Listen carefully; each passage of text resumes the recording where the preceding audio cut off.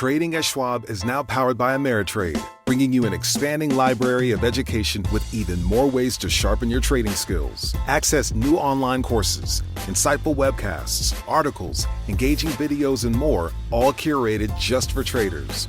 Plus, guided learning paths with content designed to fit your unique interests. No sifting to find exactly what you need, so you can spend your time learning to trade brilliantly. Learn more at schwab.com/trading.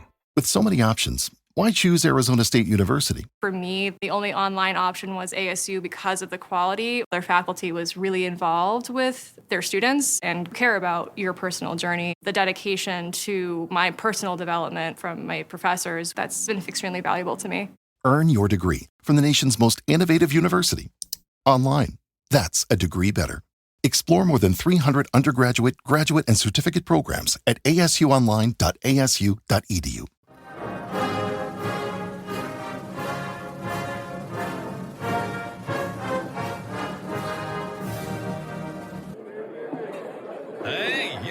Hey, shh, calm down. The show is about to start. Reese on the radio. Turn it up. Turn it up low. Turn it up loud. It's like a dream come true. Turn on your radio. Reese is on the radio. Yo, let's get it. Due to the nature of this program, discretion does not exist. It's Reese on the radio. Right now on WTIC News Talk 1080. Oh, man, that's the one thing I can tell you about this talk radio thing is just when you think you're going to talk about one thing and you're all prepared for it. You got everything you need, you're ready to go, and then something else happens. I always say, the one thing I've said about this since I was a kid is that what I love about this medium is that it is fly by the seat of your pants. It's just the way that it is. It always has been that way, and I'm good with it. It makes me love it even more.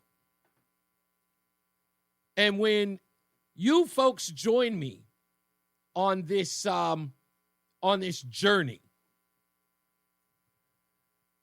I really like getting your honest assessment when you hear it sort of like at the same time that I do. This is not it's entertaining. I don't think it's fun because sometimes that breaking news can be horrible. In this case, by the way, it is. If you haven't heard, it broke recently, very recently. I grabbed some clips of it as fast as I possibly could so that I can share them with you. And it'll be interesting to get your honest reaction. Connecticut has a really, really big problem that just happened. And it was exposed by the folks at Project Veritas. You remember the last time Project Veritas exposed the story up here was roughly about 2 years ago in Coscob. And it had to do with an assistant principal who was caught on videotape talking about his hiring practices and how he didn't want conservatives inside the school or older people who tended to be conservatives or Catholic or Christians because they tend to be conservative.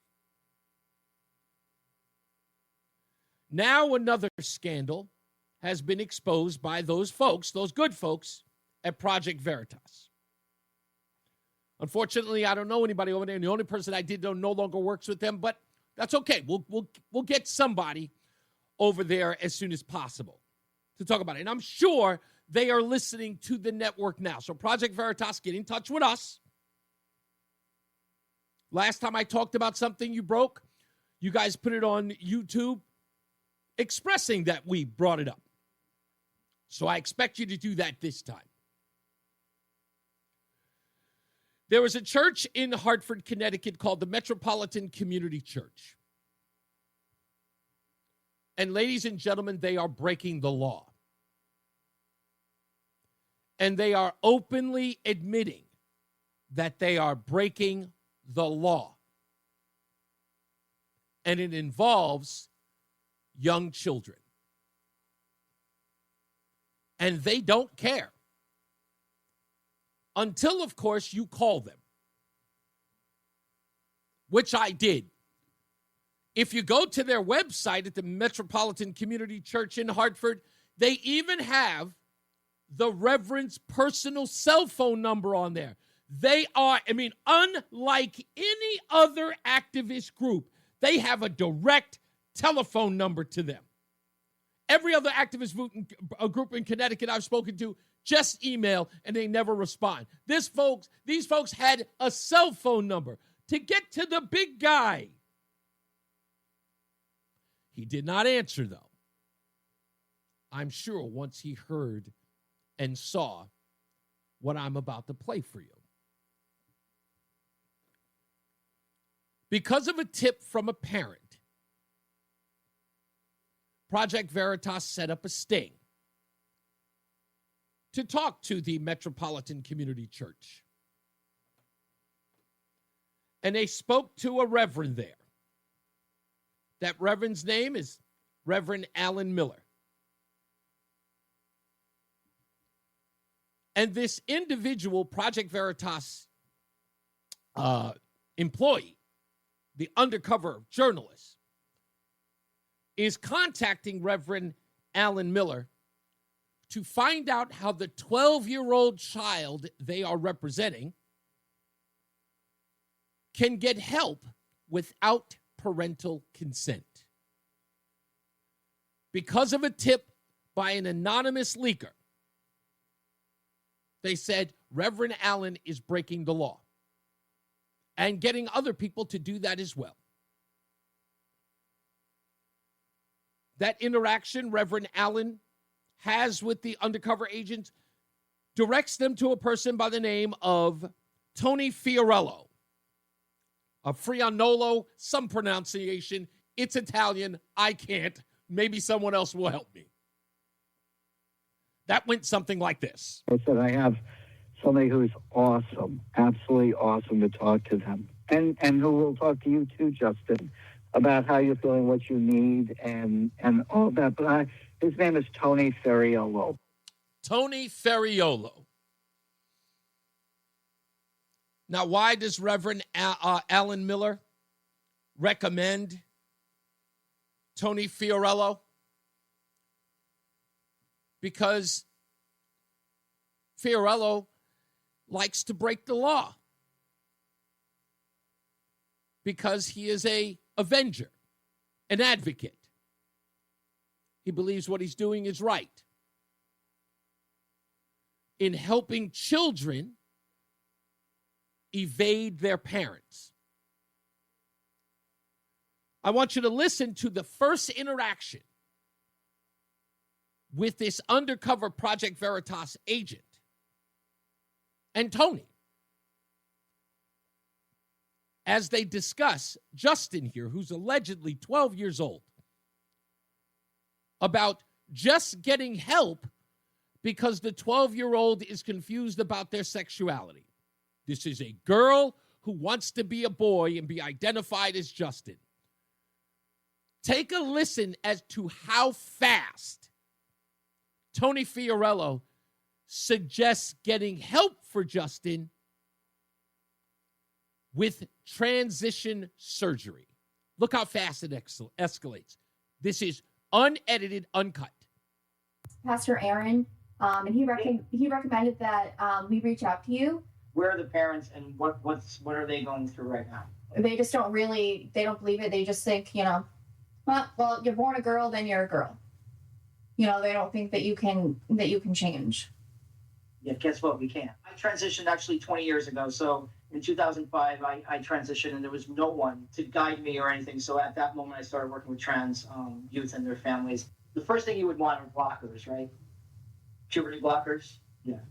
And then eventually, would you want to be on testosterone? Yep. How about top surgery? Have you thought about top surgery? Yes. Okay. He needs to move forward with this transition. Yeah. And is he getting his periods already? No, not yet. Okay. Because there's no way we can sneak blockers. You can't do it. They're, especially nowadays, the legality, and no doctor is going to touch a 12-year-old without parents' consent. Now you hear there. You hear there immediately. Doesn't even know if Justin has gotten their period yet. Doesn't even know what information this individual has about themselves, or what they've talked about, or what they've even seen, who they've consulted. Nope. Immediately going to, oh, want to get breast augmentation? Oh, want to get on puberty blockers? Knows nothing. Immediately goes to, we got to get this person transitioned immediately.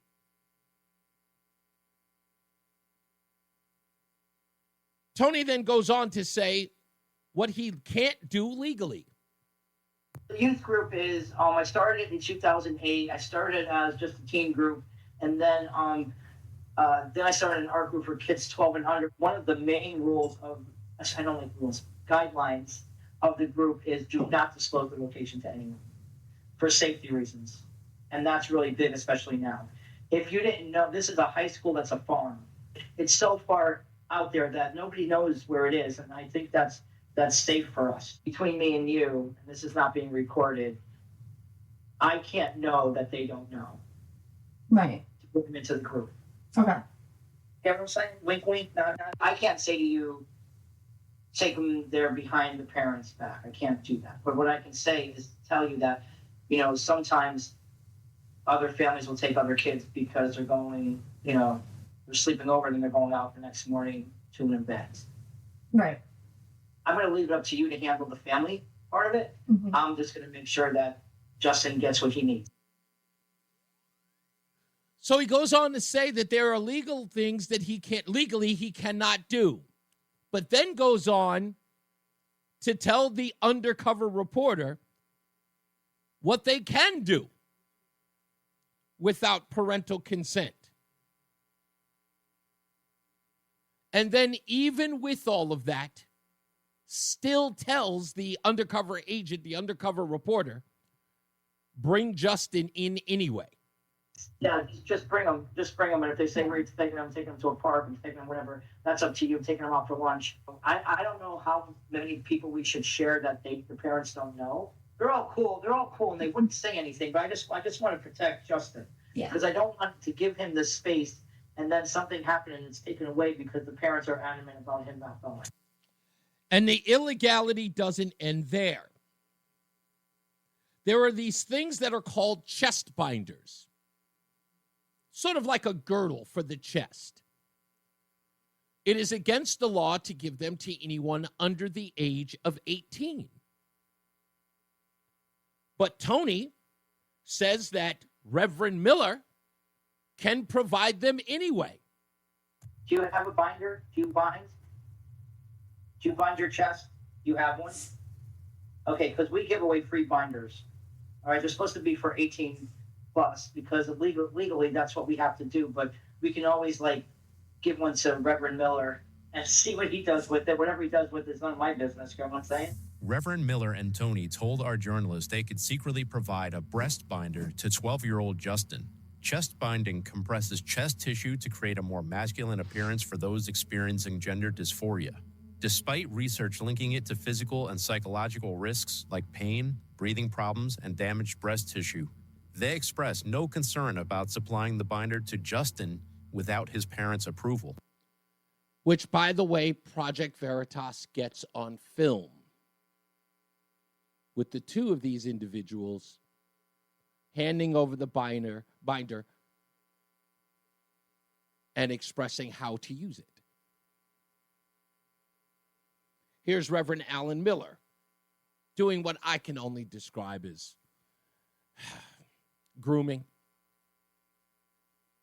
So I just want you to know, Justin, just so you know this, I was born female, and I do want to tell you that when, and it's not if, when you become who you are, really who you are authentically, there is a joy that I can't describe to you. and that's waiting for you. This is the beginning of someone helping you, okay? And maybe several of us helping you. So we'll work together to find a way. And Justin, I want you to hear the people that care about you and love you, all right? Here now in your life to protect you and to help you move forward, okay? Trust. I've helped thousands of kids. And that is Fiorello saying that he, she, whomever, has helped thousands of kids. Thousands.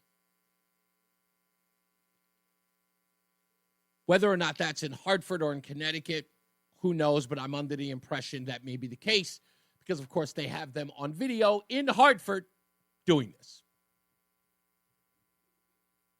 Project Veritas, I think, posted this roughly about 10 o'clock this morning, maybe even a little earlier. And there is a part 2, which we will follow up on to see if we have that tomorrow and get those clips to you as soon as we do. But just yesterday, we were having this conversation about how crazy this has gone, or how crazy this has gotten, I should say. And that's where we are. This is absolutely insane. And this is happening at a church, of all places, in the capital city. Yeah, I did see that. Thank you, Mike. I did see that the website earlier today. Now, I'm not seeing anyone else in the media covering this, but this is huge. This is a big story.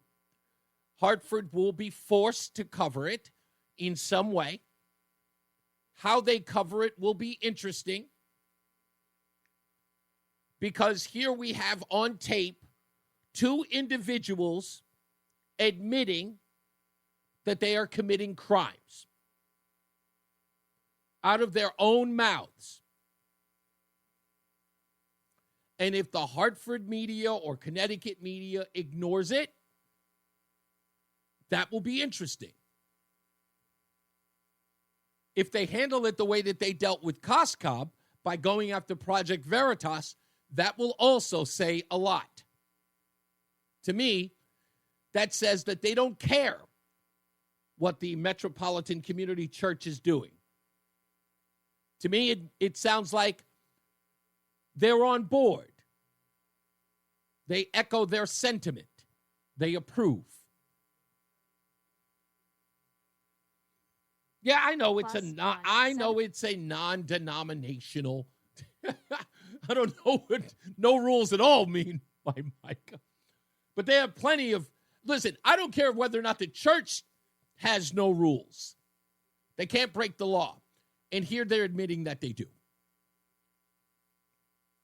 We'll go over this. If you know anything about this church, give me a call.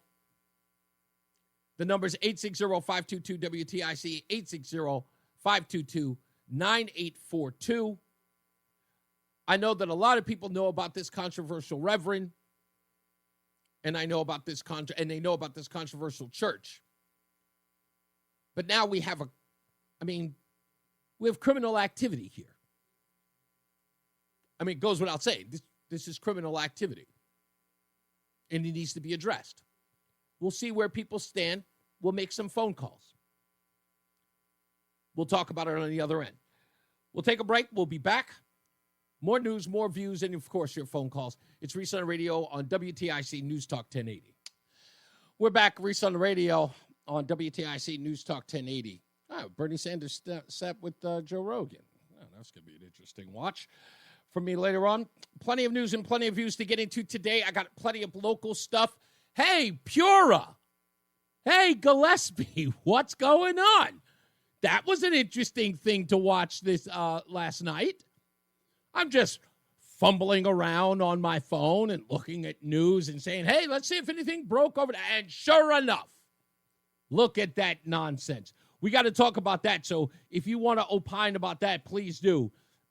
Susan Raff from WFSB. Remember this back in February? Chairman Marissa Gillette certainly has faced a lot of controversy. Her nomination is coming up next week, and now these text messages. But the real question is, a lot of people are asking, is there something really there, or is this more distraction? Oh, it turns out it's not more distraction. That it's not, Miss Raff. It damn sure ain't distraction. We'll get into that as well. Yeah. I mean, it was almost like the news media was doing anything and everything to cover up for the fact that these text messages were out there. Oh, isn't it a distraction? Are the Republicans making something out of nothing? Not so much today. Not so much today. We'll get into that. Anyway, we're talking about the Metropolitan Church of Hartford. And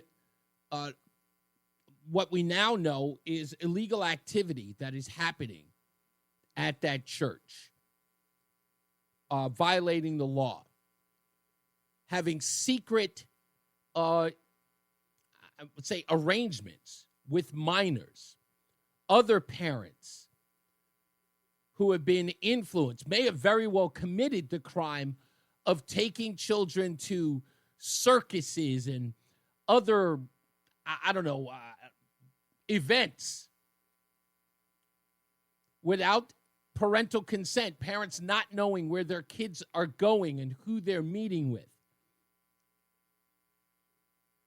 and are being told about puberty blockers and top surgeries and bottom surgeries, consultations with children as young as 10 and 12, and Project Veritas catching them on tape, on video,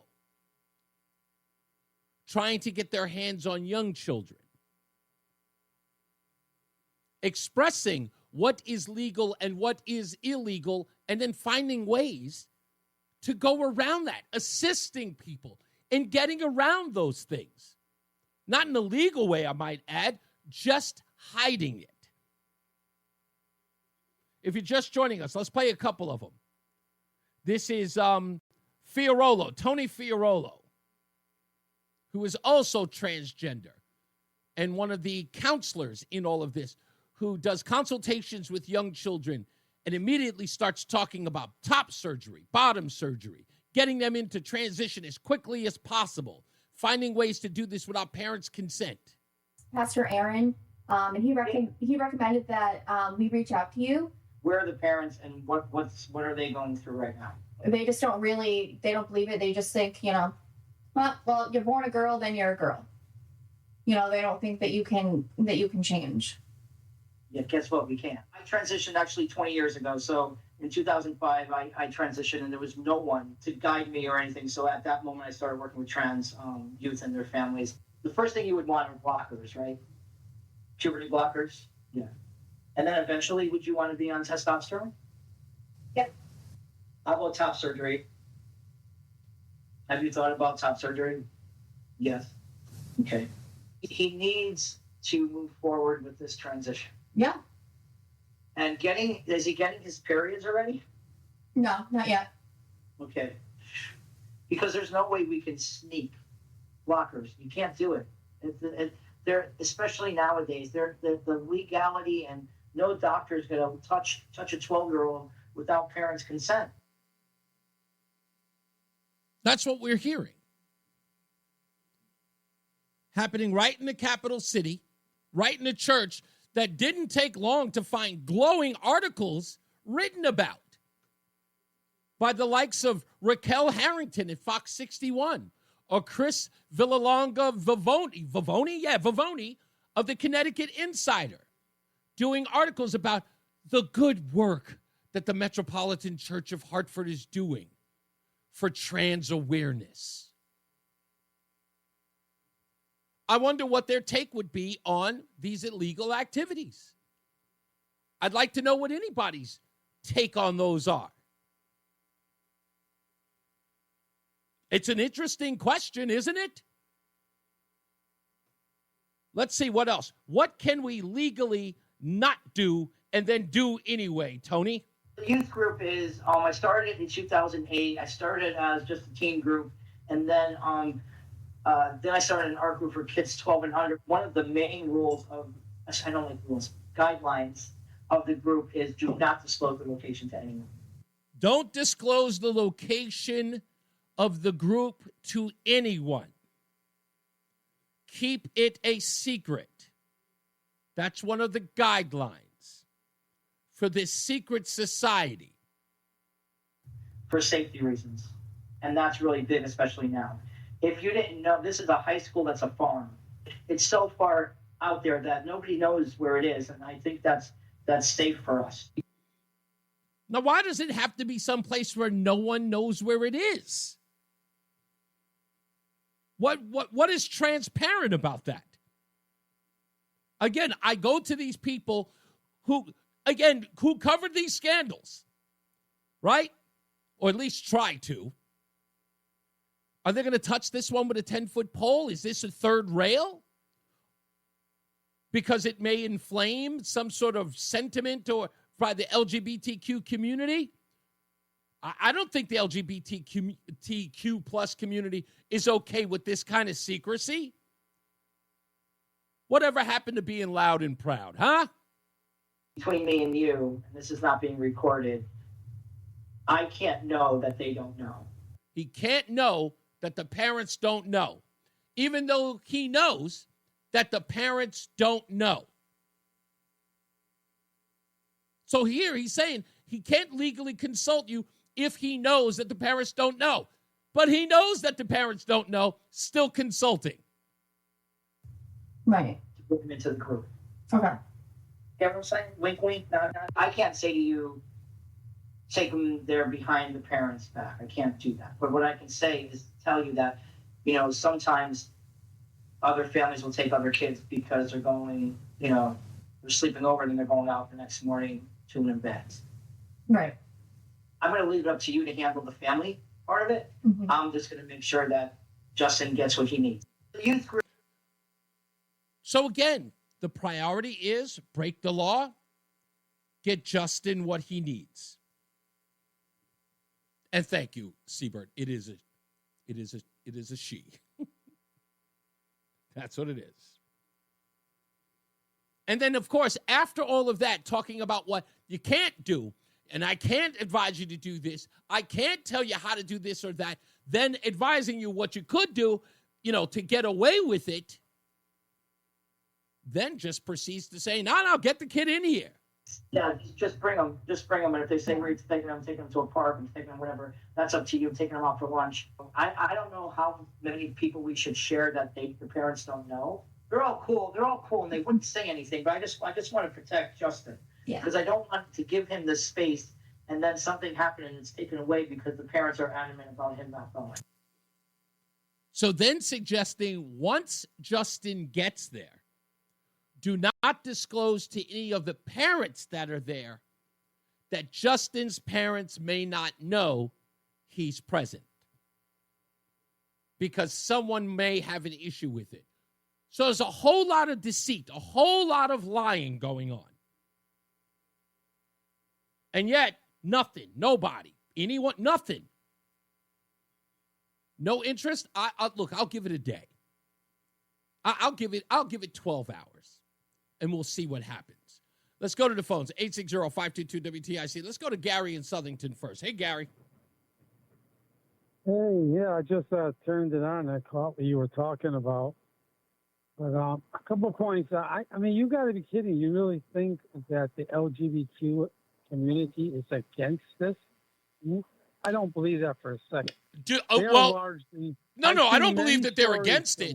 I don't think that they're against getting, especially the T community, I don't believe that they're against getting as many transition kids as possible. However, they can't possibly be for all of this clandestine behavior that's going on at the church, because if they would, they wouldn't be hiding out now. Because I called them. I called the church. They have a direct line to the reverend, and he's not answering his phone. I even sent him a text. He's running for the hills, scared to death. This is a homosexual church. This is largely a homosexual church. I believe so. They're grooming the kids. They're grooming the kids. This is unfortunately a homosexual behavior. And that's just another form of grooming. But I think the reason why that tape that you played where he's kind of saying, well, we don't want to do anything illegal, is only because Trump is in office. Yeah. You know what I mean? If he was, no, I'm serious. No, you're right. If he wasn't in office, they would be running rampant with this. Absolutely. But I'll bet you the Hartford Current is not going to cover it. And if they do, it's going to be sanitized. You know what I mean? It's not going to be an in-depth story to find out what's going on here, and they won't even call it illegal. Yeah, Gary, this is what call it illegal. Gary, I'll tell you like this: that we already know exactly how they're going to handle it, because just like the Koskov case that we had 2 years ago, right? What did everybody say? They put all the focus on the fact that Project Veritas caught them in the act. They made it more about the clandestine nature of the report than opposed to what they found out. And then they were forced to have to deal with what the assistant principal did, and his name escapes me now, Jamie something. That's what I mean. They went after the people that exposed the fraud, right? Not the fraudulators, whatever you want to call them. Yeah, they didn't care. They didn't care. I just made a new word. No, you did. It was great. They didn't care about that at all. They did the same thing. Do you remember some years ago when some people went undercover and they found out that Planned Parenthood, for example, I think they were selling same guys. Baby parts. Oh no, that was another part. Yeah. The people found out they were selling body parts. Body parts, and which is really unbelievable. Do you know who prosecuted them? After the people. Do you know who prosecuted those folks? I do, and I can't remember. But I do. Oh, you should remember this. None other than former District Attorney Kamala Harris. Oh, that's right. I was going to say that. Yes, isn't that something? Yeah. Gary, I got to take a break, but thank you, sir. I appreciate you, sir. You're 100% right, though. Let's take a break. We'll come back. We'll talk to Christine in Middletown when we return. Stand by. It's Reese on the radio on NewsTalk 1080 WTIC. Let's get right to the phones. Christine is in Middletown. Look, I guess you're doing double duty today. Yeah, I have to go to my regular job soon. Oh, boy. So where do we go? I know a lot about I don't have the greatest history with Tony. I do go to MCC. I will say in our Sunday services, I never see little kids there. Okay. And I'll say that the LGBT people treat me a lot better than the few trans people that attend the church. What's their deal do you get the impression that you said you've been to the church before, so you didn't see a lot of children interacting at that church? So is this something they're doing? Because according to, what's his name? Yeah, Tony, this is something they do outside of the church. Like the church appears to be the liaison. The church is basically a BLM and LGBT church. Gotcha. Black Lives Matter stuff, and Juneteenth is big on their repertoire. Yeah, I saw it on their website. I was like, wow, this appears to be a large black presence. It's a lefty activist church. Gotcha. Okay. Basically, so I could stomach it sometimes. So, do you know anything about these circus? Because Project Veritas in the video. It's the first I heard of it. I will say that I door knocked on my campaign, and Pastor Miller lives near me. He's in my district, so right. They did not actively get behind me in the election. In fact, they openly were encouraging my opponent, Brandon Chafee, who won. And Tony has always been this. He did a TV show. I don't know if it was on A&E about protecting and helping trans kids. But I didn't know it went this far secretly. There's another incident. I don't know if the Guilford Human Rights Commission coming up 3 years ago had Jillian Celentano to speak, and she's also an advocate of transing the kids. Wow. And David Holman, who was with No Left Turn there, got to hear some of my speeches and reached out to me, and he asked the Guilford Human Rights Commission to have me speak, and I was declined because I was too political. In the February 2023 Zoom meeting, which I saw, it was online with the Human Rights, they had Tony Ferriello on, and he didn't mention my name. He did without mentioning my name. He really attacked me because, we have a trans woman in Connecticut. Right. I do remember that. Yeah. And he got like a consultant with the Guilford school system. Wow. So this is why I guess I am persona non grata with the LGBT community.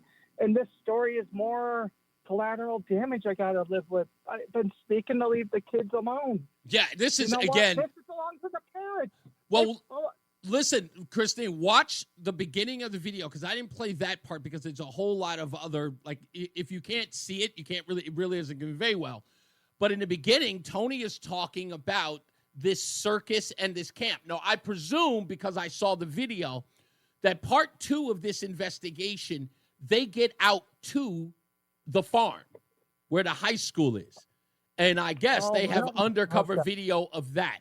And that should be coming in the next day. I'm trying to get in touch with somebody over at Project Veritas. Hopefully they'll reach out and they, having heard about this, because I know they'll be listening to Connecticut radio to see if this is getting any traction. So if it does, Project Veritas, get in touch. I'll tell you what, Reese, I hope and pray that the media can reach out to me to hear some reality with all this.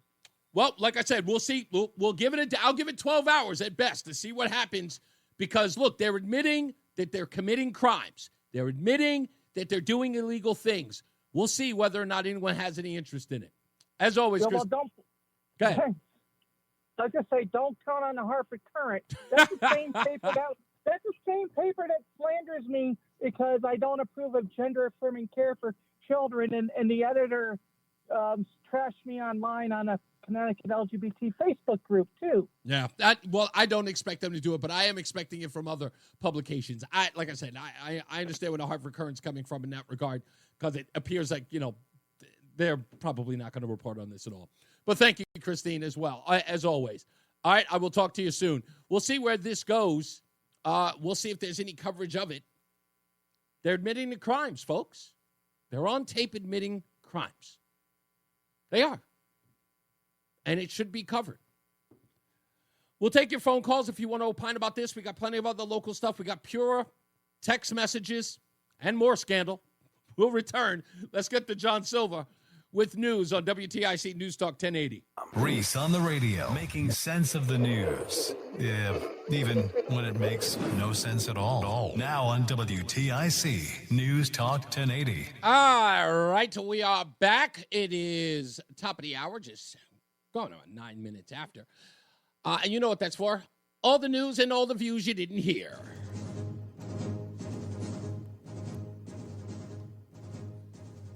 You may have heard that President Trump has unloaded on his congressional rivals in a scathing social media post on Tuesday morning, daring them to initiate impeachment hearings against him for a third time.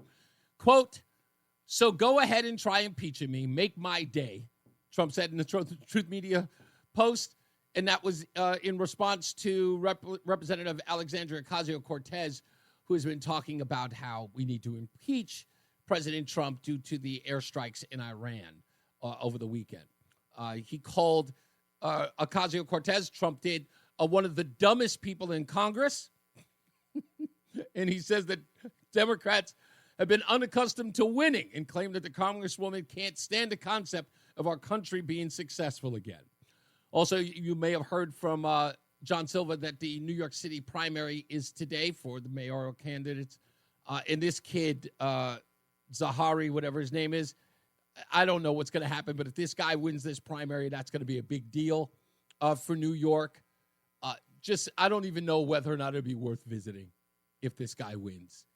There's a likelihood it's going in that direction.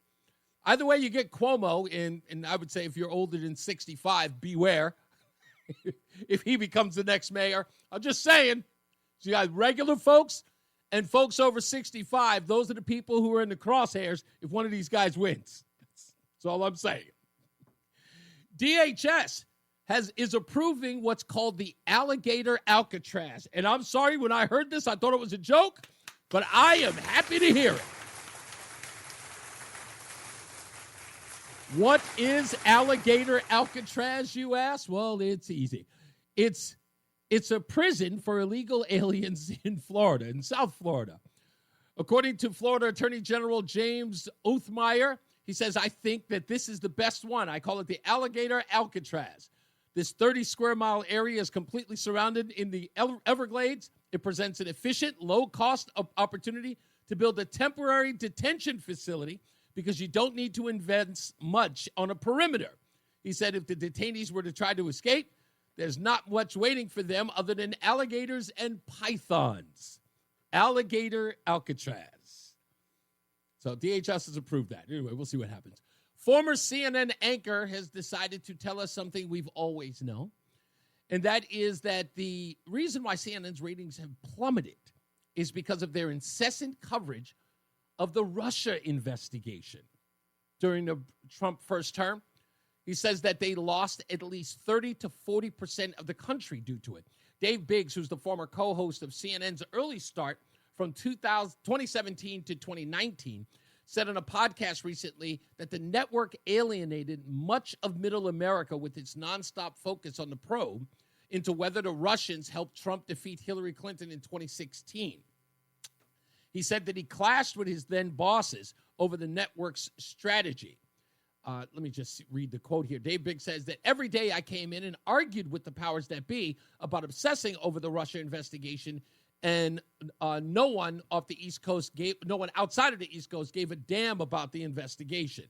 And of course, he was, I guess, ignored for that matter. Yesterday on the show, before I get to the phones, I talked about the Iranian assault that was telegraphed, obviously. And we wake up the next morning to only find out there's a ceasefire.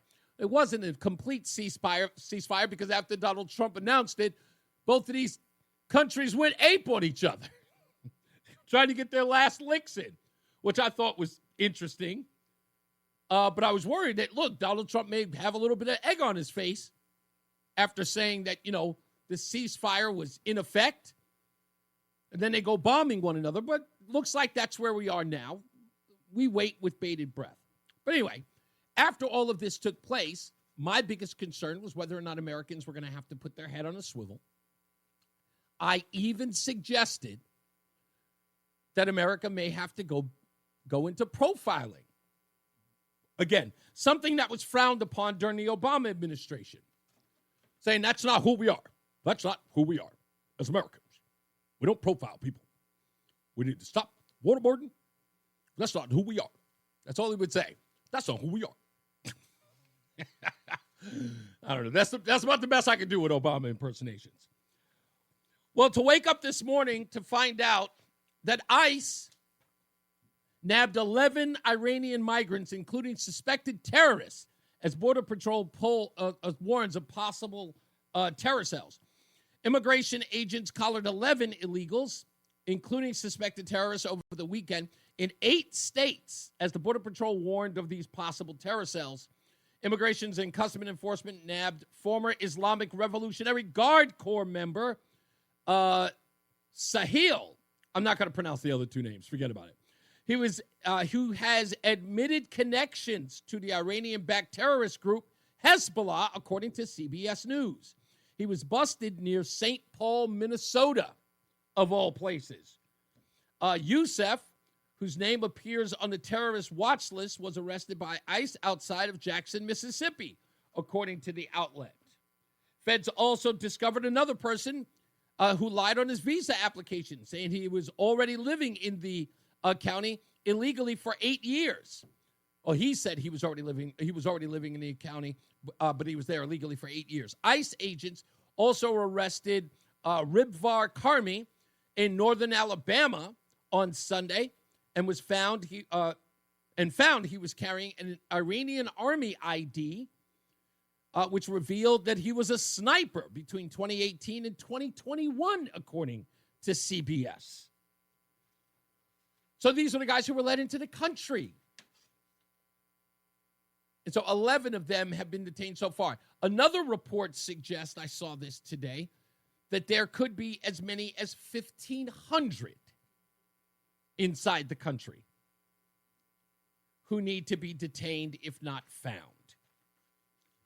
So I hope, I know that seems, harsh, because of where we've been, with the whole political correctness and all that stuff. But I'll ask you, we'll call it our question of the day. Should we surveil Iranians if that Arabs in the country? Should we go back to that? Do you think that it's prudent? Do you think that it's warranted just to be safe? That we should go back? I'm not saying they should be detained, grabbed up, put inside camps or prisons or anything like that. Surveilled. That's all. They don't have to know. I don't know what that takes. I'm sure it'll cost a lot of money. I'm just saying, should we surveil them? I mean, I don't know. That's what we used to do after the war on terror or during the war on terror. That's what we used to do. 860-522-WTIC. What's up, Frank? Well, according to CIA, the early intelligence on those nuclear facilities that were bombed only set them back months. And there's video of 16 trucks in front of the, Fordo nuclear site? Yeah. Taking stuff out of there. It only takes 10 of those tankers to fill it up. So why would you send 16 trucks? Because they probably all went out in a different direction. This way you don't know where they're hiding it. I tell you, we're in big trouble if that's true. We wasted all that money bombing those sites, and we didn't solve the problem. What did it cost us to bomb those areas? Well, and what's it cost? Let's consider that, because you make a good point. The thing is, and what I find interesting in all of this is, you have one group of people years ago saying that why would we even engage with Iran? Who's to say that their nuclear enrichment has anything to do with making a bomb? Who's to say that their nuclear enrichment means that they wish something nefarious? But now you listen to some of these people, and they sound like after the fact, now it's a dangerous mission. Listen to these two people. This is Chris Coons, I think his name is, of Delaware, as well as some other analysts on CNN. We will have to wait for more days to know whether or not Iran's dangerous nuclear program has in fact been ended. To the point that was just made about the nuclear material missing, I'm told satellite imagery saw somewhere between 15 and 16 vehicles leaving facilities on Wednesday afterwards. They don't know what was in them, if the highly enriched uranium is before, obviously, they're bombing. Before the strike took place. Now, the other thing that he mentions thereafter, Frank, is the fact that the Mossad was already in Iran. They had been watching these facilities for a considerable amount of time. They won't even release how long they've been there. And they had proxies and other Iranians in there assisting them, people who want regime change as well. So I don't know whether or not these 16 trucks would have gotten out of there without intelligence by the Mossad. Probably not. But, it gets to a point, though, who do you trust here? I don't. You got Iranians working for the Israelis. You got this source saying this, that source saying that. Everybody has an agenda. When everybody has an agenda, it's hard to find out who's telling the truth. All I know is this. Iran is a threat to Israel, and they are a threat to us. But what happened this weekend? Do you know what happened this weekend in America? Nobody knows what happened. The biggest threat. We officially hit $37 trillion in debt. Yep. That's going to destroy this country, not a nuclear bomb. That's how empires collapse. Debt and moral decay. And you were just talking about moral decay. That's what brings down an empire, not outside enemies. Pick up a history book and learn something, not you at the listeners. No, I got That's you, what takes down an empire. I got you. Thank you, Frank, as always, sir. White Mike is in Florida. How are you, sir? Oh, man, I'm pretty good. Well, Frank kind of nailed it there toward the end. We can't trust anything. Right. To believe that the Iranians, who know they're facing the most lethal fighting force in the history of the world, would stage some kind of sleeper attack on a civilian target is to basically say they're either crazy or they're stupid. I don't know if either are true. What I do know is I wouldn't put it past the opposing party to stage an attack and try to pin it on them. I agree. Because it would only benefit the opposing party. Agreed. Israel ignored the ceasefire. The hype is that Iran did first. No, Israel did first. No, you're right. Then Iran launched some BS back, and Iran did launch those attacks at Qatar, but they knew where they were aiming. Oh, they yeah. didn't aim to hit anything. They launched an attack so they look strong for their people. Exactly. That's all. Exactly. I knew that immediately when I read Donald Trump's statement yesterday, where he said that, there were 14 bombs and, we thank them for alerting us that they were sending them. The first thought was, Iran's got to look tough to their people, right? Their people are clearly want retribution for what happened, so we got to give it to them while they are negotiating behind the scenes. Totally understood that. But I will tell you this, you're 100% right, that the fact that Israel, and that made, I'm so glad that Donald Trump responded to that in an even-keeled way by saying that what Israel did after he makes this announcement of a ceasefire was for what reason? Like, you don't need to do this anymore. I've actually got you the peace that you asked for, and then you unload on them? Like, what are you doing? And go ahead, I'm sorry. They own him. We seem to forget how powerful and influential the Israelis are. They own everybody except Thomas Massey, apparently. But what power does Massey have? You know what I mean? Yeah, Massey has nothing. He's a rep from Kentucky. Right. But I guess they figure rightly, what's Trump going to do if they do what they want? Nothing. Nothing's going to happen. We're not going to cut off ties with Israel. Are you kidding me? No. They'll drop intelligence bombs they have on everybody and destroy the country. Yeah, that's without a doubt. Without a doubt. It's, you're so 100% right about that. And that's an uncomfortable truth about our relationship with them. I get tired of this nugget that's tossed out where they're called our greatest ally. Mm-hmm. Excuse me if I'm a bit naive, but I kind of thought allyship was reciprocal. Yes. It was a give and take, a tit for tat. And I don't see a whole lot of tat in this relationship. There's a whole lot of tit. And we pay and we pay and we pay. We've given them, since they've been a country, close to $1 trillion. Israel has free health care. Do you have free health care? Nope. No, you don't. They've not stood by us in any war, right? I didn't see Israeli troops on the ground anywhere. It's true. We don't require them to join us as as a NATO ally, so to speak. Like there's never a requirement that Israel come to our aid in the event of a conflict. I don't know what was their involvement in the Afghani war. It looks like Canada and England spent more blood and treasure than Israel did. Yeah. They'll probably say intelligence, but I don't think we need their intelligence. We have our intelligence. Right. And, how come this country that has all these doctors and smart people, when we have a problem in America, how come there's no, slice of Israeli humanitarian aid to help the poor people and flood victims or fires or earthquakes? Nothing. So where's the allyship? Right. There's no ally. It's, if anything, it's I hate to use a sort of a 1930s term, but it's kind of a parasitic relationship. Gotcha. I think that our relationships, and look, it's that's a fair point, because we have a lot of countries that are supposed to be allies that have a very parasitic relationship with us. But I will admit that Israel's probably the one. I mean, they're the ones we always have to come to the aid of. But I'll tell you, and I'll say this in all fairness, that is primarily because, and I know what case you're going to make for it, but we won't get into that, because they have a surrounding region that is always looking to annihilate them, which you believe, I know, is through their own fault. I get that. Of course. Yeah, I know you do. I know you believe. It's not my belief, it's the truth. And when Israel has 206 suspected nuclear weapons, Iran having one is not going to give Iran carte blanche to launch one, because they'll become a glass partner. Listen, I'm talking about as far as the radicals in Iran are concerned, it would be one thing if we were looking at Iran as a whole, right? If they were a collective in the procurement of a nuclear weapon, that would be one thing, right? If it was a region that just says, if we think it's fair that we should have, peace through strength and we should have a nuclear deterrent.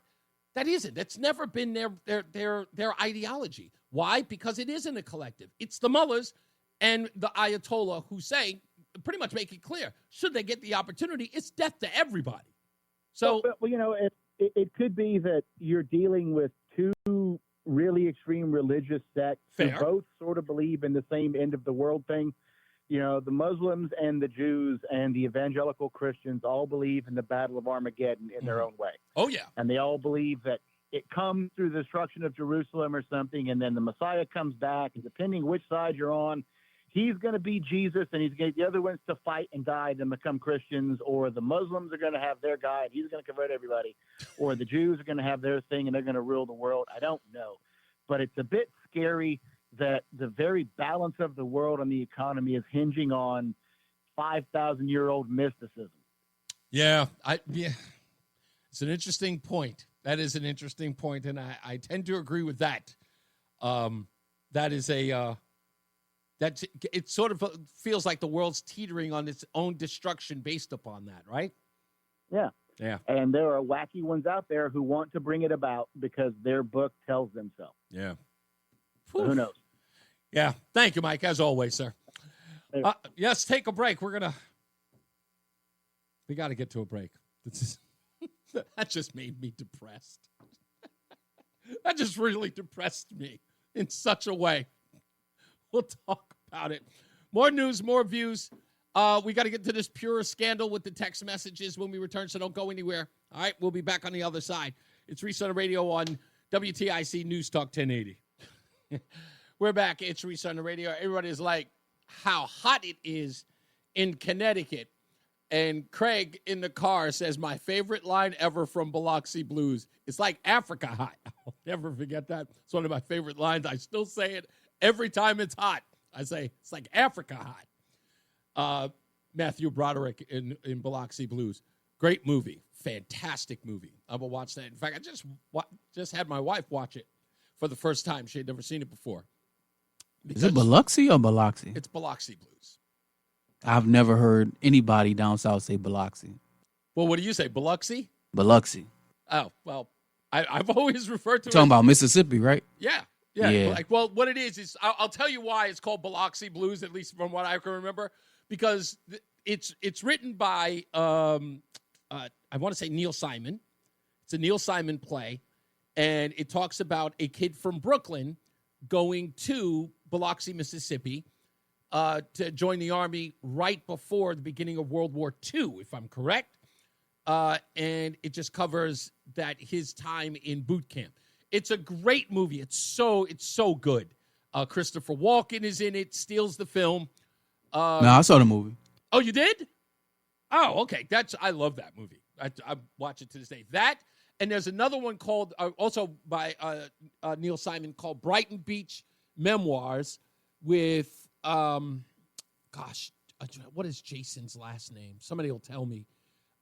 It's one of my favorite. That's another one of my favorite movies. And one of my favorite scenes in that is when he's talking about how his mother cannot say can't say the word cancer. Like, you can't say certain words or you'll get it. And so, when they talk about somebody getting cancer, it's like, oh, Miss Sherbert, she got cancer. You have to whisper it. It's a great scene in the movie. It's a good movie. All of them are really, really good. Rama says, I love Robin Williams from Good Morning Vietnam going on about how hot it was. Yeah, that's good too. Tarzan couldn't take this kind of heat is another great line in that movie. Pura. Let's get into it. I played it earlier. This is from February 18th, I think it was. February 18th. WFSB did a piece. Susan Raff reports on the text message scandal behind an article that was written. Let me just let her break it all down. Chairman Marissa Gillette certainly has faced a lot of controversy. Her nomination is coming up next week, and now these text messages. But the real question is, a lot of people are asking, is there something really there, or is this more distraction? The future of Pura's leadership is uncertain. Marissa Gillette is fighting to keep her job as chairman. The latest controversy involves text messages between Gillette and Representative Jonathan Steinberg, who chairs the legislature's Energy Committee. Steinberg, however, says there's nothing here. It continues the smear campaign against her, and it distracts from what really ought to matter to people when deciding who to be a good commissioner on PURA. Text messages were made public after a Hartford Current reporter sent a FOIA request. FOIA is the Freedom of Information Act. By the way, the reporter who should get his respect is Edmund Mahoney. Can we just give him his respect? A Hartford Current reporter. It's like they're not even colleagues, right? Like they refer to each other as almost adversarial. I was like, oh, the hullabaloo started with a Hartford Current reporter. What? Which gives the public the right to see government documents. Back in December, Steinberg sent a text to Gillette saying he sent an overly formal response to her because I'm concerned about being FOIA'd. A PURA spokesperson says PURA, including Chairman Gillette, always comply with FOI. Do they? And it's not unusual nor inappropriate to have dialogue with the co-chairs of the Energy and Technology Committee. Really? There was talk, however, that Chairman Gillette's nomination was on pause. But Governor Lamont's communication director says nothing is paused on the governor's end, and that Commissioner Gillette is still his pick, and he proudly stands by her renomination. We'll find out whether or not that stands today. Tracy Mara, a ranking member on the Energy Committee, says changes are needed at PURA, and lawmakers should not be distracted. There's finger pointing at PURA, there's finger pointing at the electric companies. The finger that's not being pointed is right here in this building, and I think that's the biggest thing we need to focus on. Environmental watchdog groups say what happens will send a strong message. If somebody does replace her, that person is going to be essentially beholden to the utilities, and they're going to be very reluctant to cross the utilities because they know that their job will be on the line. Oh, yeah, that's quite possible. Indeed. Now, this Thursday, Chairman Gillette faces many questions when she goes before the Executive Nominations Committee. If she makes it through that, she will still need to be approved by the General Assembly. Well, you all know what happened, and here we are today. Edmund Mahoney writing just recently that we now have a problem with text messages. It was the lead story today. Connecticut top utility regulator acknowledges controversial text messages at center of court case was deleted. That's the whole headline. That the text messages in question have been deleted. Here's Edmund Mahoney's report. The state's chief utility regulator has acknowledged deleting, she says inadvertently, a much sought-after text message exchange that could help answer questions about who was behind the unusual news opinion column vilifying the utility industry, according to statements made in court on Monday.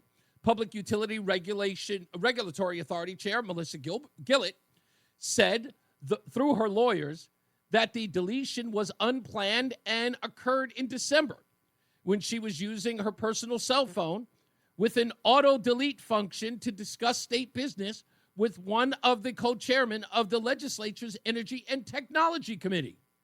Quote, when she purchased the phone in November of 2023, it was set to delete text messages after 30 days.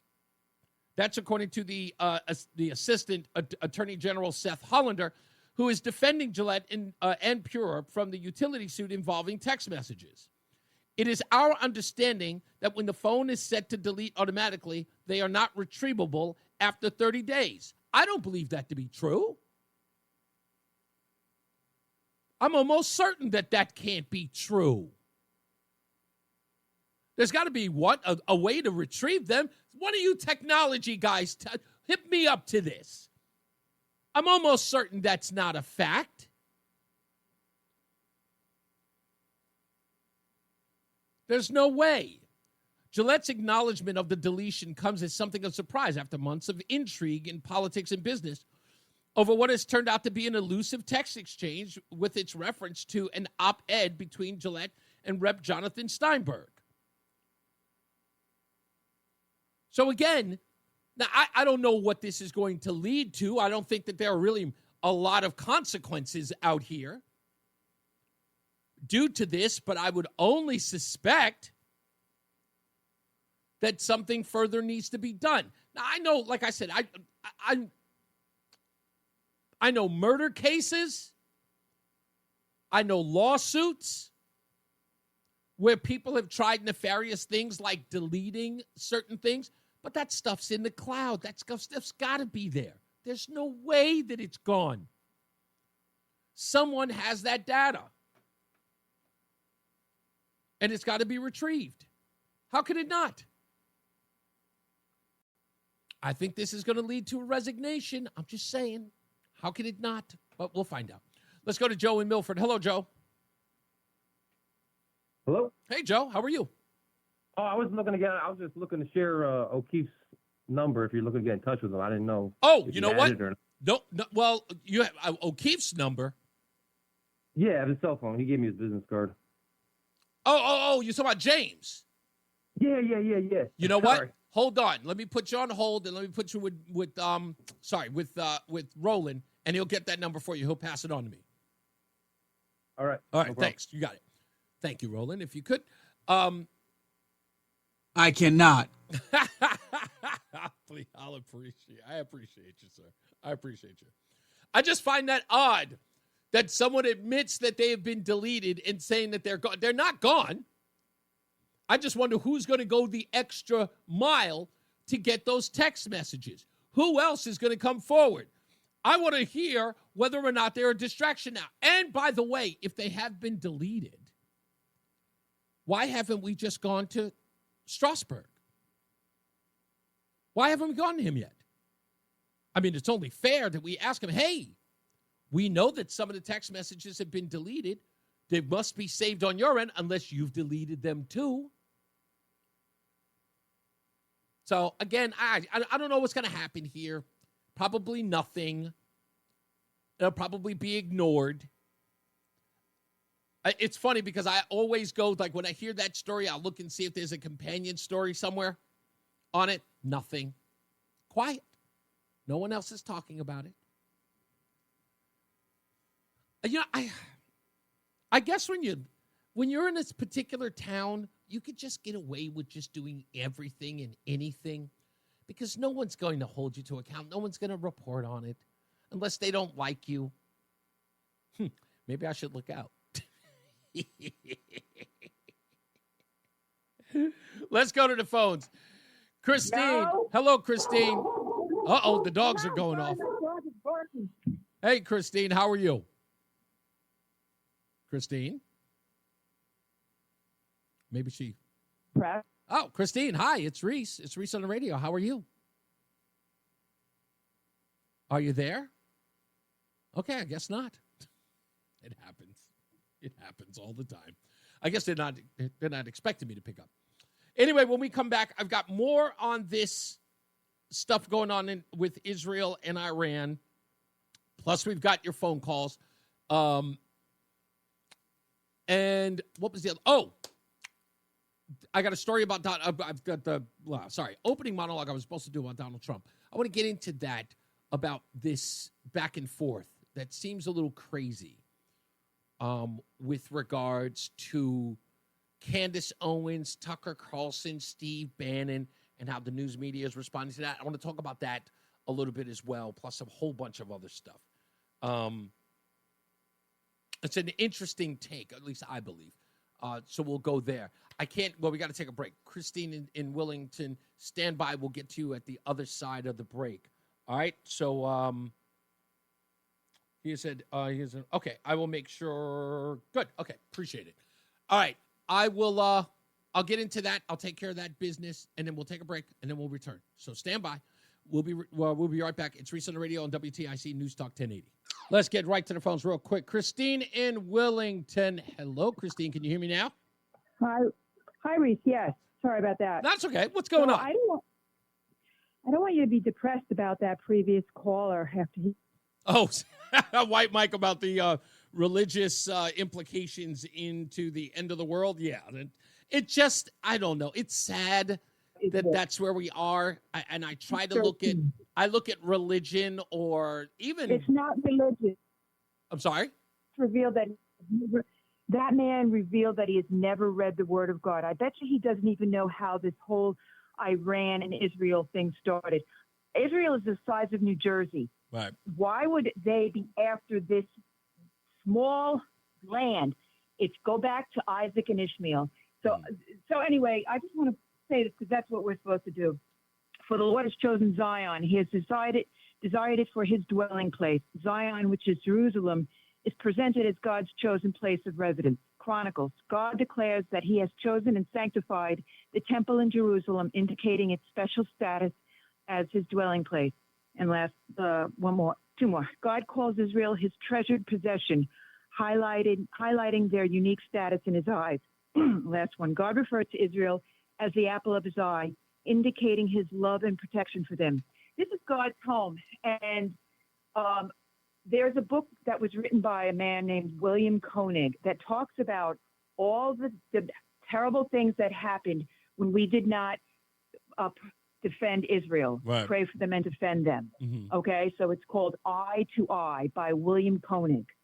And so this is God's land, regardless of what the people are doing or not doing. I mean, even when God rescued them out of Egypt, and they still grumbled and complained. So those first generation that got saved by God, they grumbled and complained right. and did not do it God's way. So they never made it to the promised land. Their children did.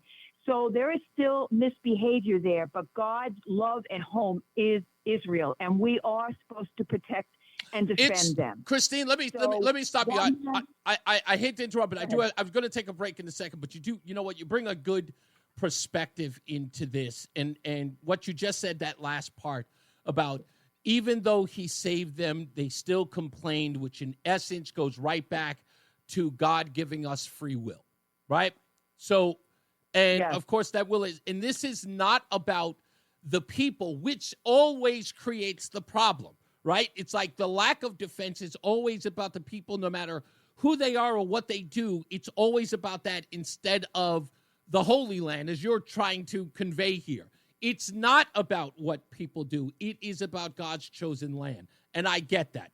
And I think that gets lost, but that it's the former that I'm always concerned with, because that's the reality I have to deal with. And that is the era and the fate and if not the misgivings of man. And that's the part I'm always concerned about.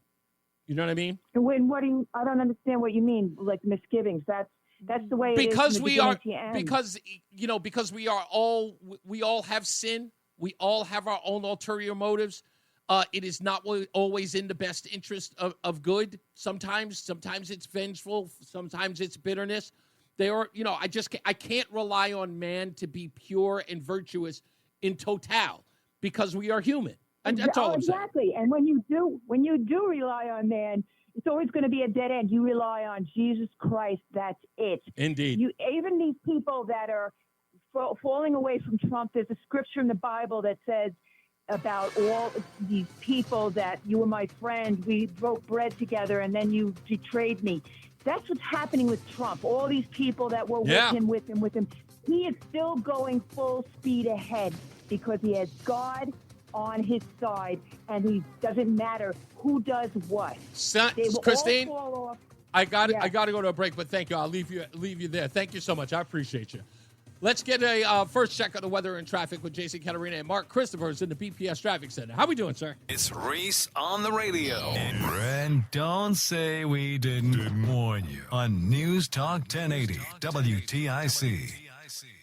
Is it that time yet? Let me see. Oh, yeah, that's right. We got to announce our between rounds winner. I cannot believe that we're already at the 4 o'clock hour. So congratulations to Jessica S. out of Watertown. She is our recipient of a dozen bagels a month for 6 months, courtesy of Between Rounds, the Bagel Bakery and Sandwich Cafe, located in South Windsor, Manchester, and Vernon. If you'd like an opportunity to win a dozen bagels a month for 6 months, it's simple. Go to ReeseOnTheRadio.com. That's REESE on the radio.com. Please remember to fill out your birth date. That's why we put it there. It's important that you have it. Of course, your telephone number as well. If you haven't done that before, by the way, if you've entered before and did not put in the crucial information of your telephone number and your date of birth, I promise you I will not call you. I don't really like talking on the phone. But do that by going to ReeseOnTheRadio.com, fill out the form. You must, 1, live in the state of Connecticut, and 2, you cannot have won within the last 6 months.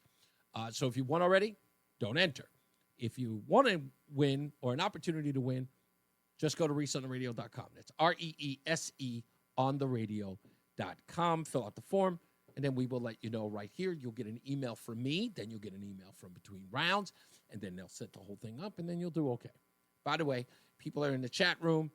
This is the reason why I never get into the religious conversations, because they're really, really deep.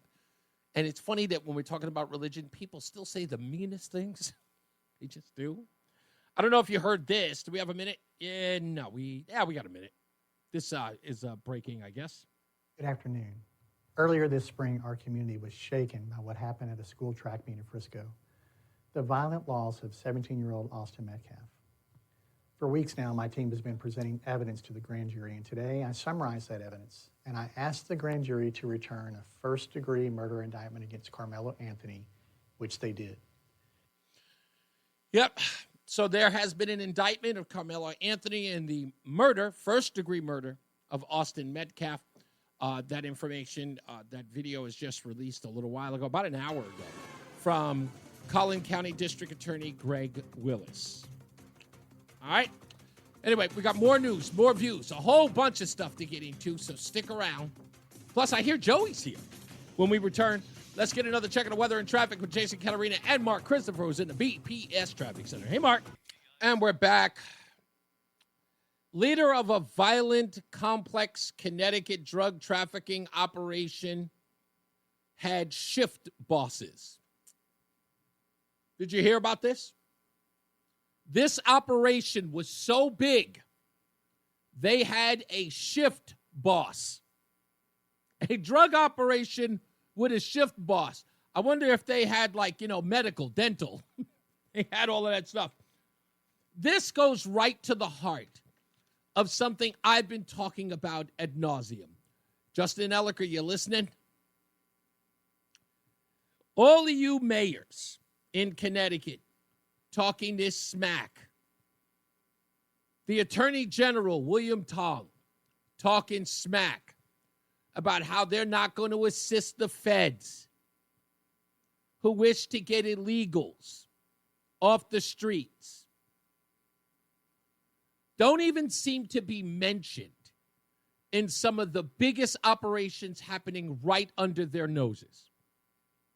Did anybody know about this? A Connecticut resident was sentenced to more than 17 years in prison this week for heading a violent drug trafficking organization, according to the federal authorities. Daniel Diaz Rivera, also known as Danny Lupin Lupido, or L33 of L. He's 33 years old, of Waterbury. It's always in Waterbury. He was sentenced by U.S. District Judge Michael P. Shea in Hartford to a total of 210 months in prison, to be followed by 4 years of supervised release for heading a Waterbury drug trafficking organization, according to federal authorities. What do you think, or who do you think he was using to traffic in said drugs? Citing court documents and statements made in court, federal authorities said the FBI Waterbury Safe Streets Gang Task Force and other law enforcement agencies investigated 2 drug trafficking organizations based out of the city of Waterbury. Quote, one organization was headed by Angel Quiros, also known as Papa John, and operated in the area of William Street, and the other was headed by Diaz Rivera and operated in the area of Maple Avenue, according to federal authorities. The investigation, which included court-authorized wiretaps on multiple phones, video surveillance, GPS tracking of vehicles, and numerous controlled purchases of narcotics, revealed that the two organizations distributed cocaine, crack, and fentanyl through a network of sellers. The organization shared sources of supply and worked together to further their operations. Authorities said that the Diaz-Rivera organization sold crack and fentanyl all hours of the day and night outside a bodega on Maple Avenue in Waterbury. Diaz-Rivera oversaw several shift bosses who in turn oversaw street-level distributors. During the investigation, investigators made 2 controlled purchases of crack directly from Diaz-Rivera. According to federal authorities, Diaz-Rivera used violence and threats to control others in connections with this drug distribution network. You think illegals were involved? Who doesn't think illegals were involved in this? Huh? They were doing hand-to-hand buys, authorities. Just going up, walking up, buying drugs, open air, in front of the bodega. Quiros, Diaz-Rivera, and 15 other individuals were charged with federal offenses. Diaz-Rivera and several co-defendants were arrested on November of 2023, according to federal authorities. Yeah. When investigators executed multiple search warrants, they sealed about 700 grams of crack cocaine, more than 900 vials of crack, about 200 grams of loose fentanyl, more than 1,600 dose bags of fentanyl heroin, 2 stolen firearms, numerous rounds of ammunition, and more than $39,000 in cash, including more than $13,000 that was found in Diaz-Rivera's vehicle, according to federal authorities. It's a big deal. It's a big deal. Quiros pled guilty to the same charge in February 11 of 2025. He awaits sentencing. Rivera pled guilty in January of 2025 on conspiracy to distribute and possess with intent to distribute 500 grams or more of cocaine. He has been detained since his arrest. Now, here's where they give the credit. Listen closely. The FBI's Waterbury Safe Streets Gang Task Force includes members of the FBI, Waterbury Police Department, the Naugatuck Police Department, and Connecticut Department of Corrections. The DEA, U.S. Marshals Service, Homeland Security Investigations, Connecticut State Police, Walcott Police Department, the Meriden Police Department also assisted in the investigation. So it's not like they can't work together. It's not like local and feds can't. If you remember, I said it right here on this program. What happens when the DEA? What happens when the federal authorities are trying to get drug traffickers off the street, get drug dealers off the street? What do? Do they ignore them? Clearly, they do not. And clearly, they know that there are individuals who are being used in this drug trafficking. Clearly, these 2 individuals didn't just grab Americans to do their hand-to-hand drug selling at a bodega. And when you look at this, why is it that these reports, you never hear a quote from the Attorney General? You never hear a quote from the mayor of the town. Shouldn't they be there? Shouldn't they be congratulating the joint effort here by feds and local police on getting these dangerous drug dealers off the street? No. No one's there. No support. Well, how would that not be a great photo opportunity for you? To show that you're keeping your residents safe. Nothing at all. Perhaps because it isn't important anymore. Perhaps that's just not an interest to these local politicians of any stripe. I guess with so many people trying to legalize drugs or to, I don't know, sort of treat it like it's not really all that, it's not that bad. even though fentanyl's killing people at alarming rates. I mean, it would be one thing if these folks were just selling marijuana, right? I mean, we could make the argument, it was weed. It was just weed. But no, we've got crack cocaine. I thought that, wait a minute, help me. By the way, somebody help me here. I thought crack was done for. I thought that was no longer like the drug of choice. I thought everybody was doing like Oxy and MDMA. You still got a lot of old school heads that do crack. Is that what it is? Is it still an old school drug? Yeah, definitely. Is it still lucrative? I'm not asking like you should know. Yes, it is still lucrative. I wasn't trying to put you out there. So you're saying it is still lucrative. Wow. Really? Look at Hartford, Connecticut, still living in the 20th century. I thought guys would have gotten to, Oxy, MDMA, whatever that is. What's that other one? What's the other one? Fentanyl? No, fentanyl I know. What's the other one that makes the kids go crazy? Ecstasy. That's the one. Ecstasy. Is that the same thing as MDMA, or those two different things? It shows you how much I know about this drug stuff. Yeah, I'm not sure. Yeah, I'm not sure either.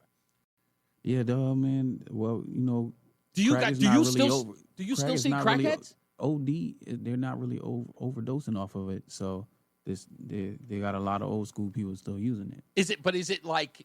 Do you still see like crackheads on the street? Is that like still a thing? Oh yeah. Is it? Absolutely. You also see them the other extra hardcore, drug users like in the streets. But I'm not really out there like that. So. Yeah, I know. I don't. I try to. It's a difficult thing to look at. But this operation, I mean, even for Waterbury, this is pretty big. I mean, I would have expected more cash. $39,000 doesn't seem like a lot. Nowadays it is because drug dealers are broke. Really? Yeah. Are drug dealers broke? Like, are they suffering? Yeah. Wow. It's a recession for them. It's a recession. Well, it must be if we're really cracking down on fentanyl coming into the country and cocaine and all that other stuff. Yeah, that's right. It might be a recession. I remember the last recession for like when the president was really, really being harsh on immigration coming into the country. And there were people who were complaining. I think what it was, like guys who I knew, like who understood that business, were complaining about how the prices of certain drugs had gone up because the supply had gone down. And so it was incredibly expensive. And I was like, oh, it's like, really? It's like, so like the drug game works like any other inflation. I was like, wow. It's like, no wonder these guys are just they're so like, I guess business savvy. I guess it makes sense that they really get used to it. Zach says that people are doing, sorry, let me get to his comment here. It seems like I butchered it here.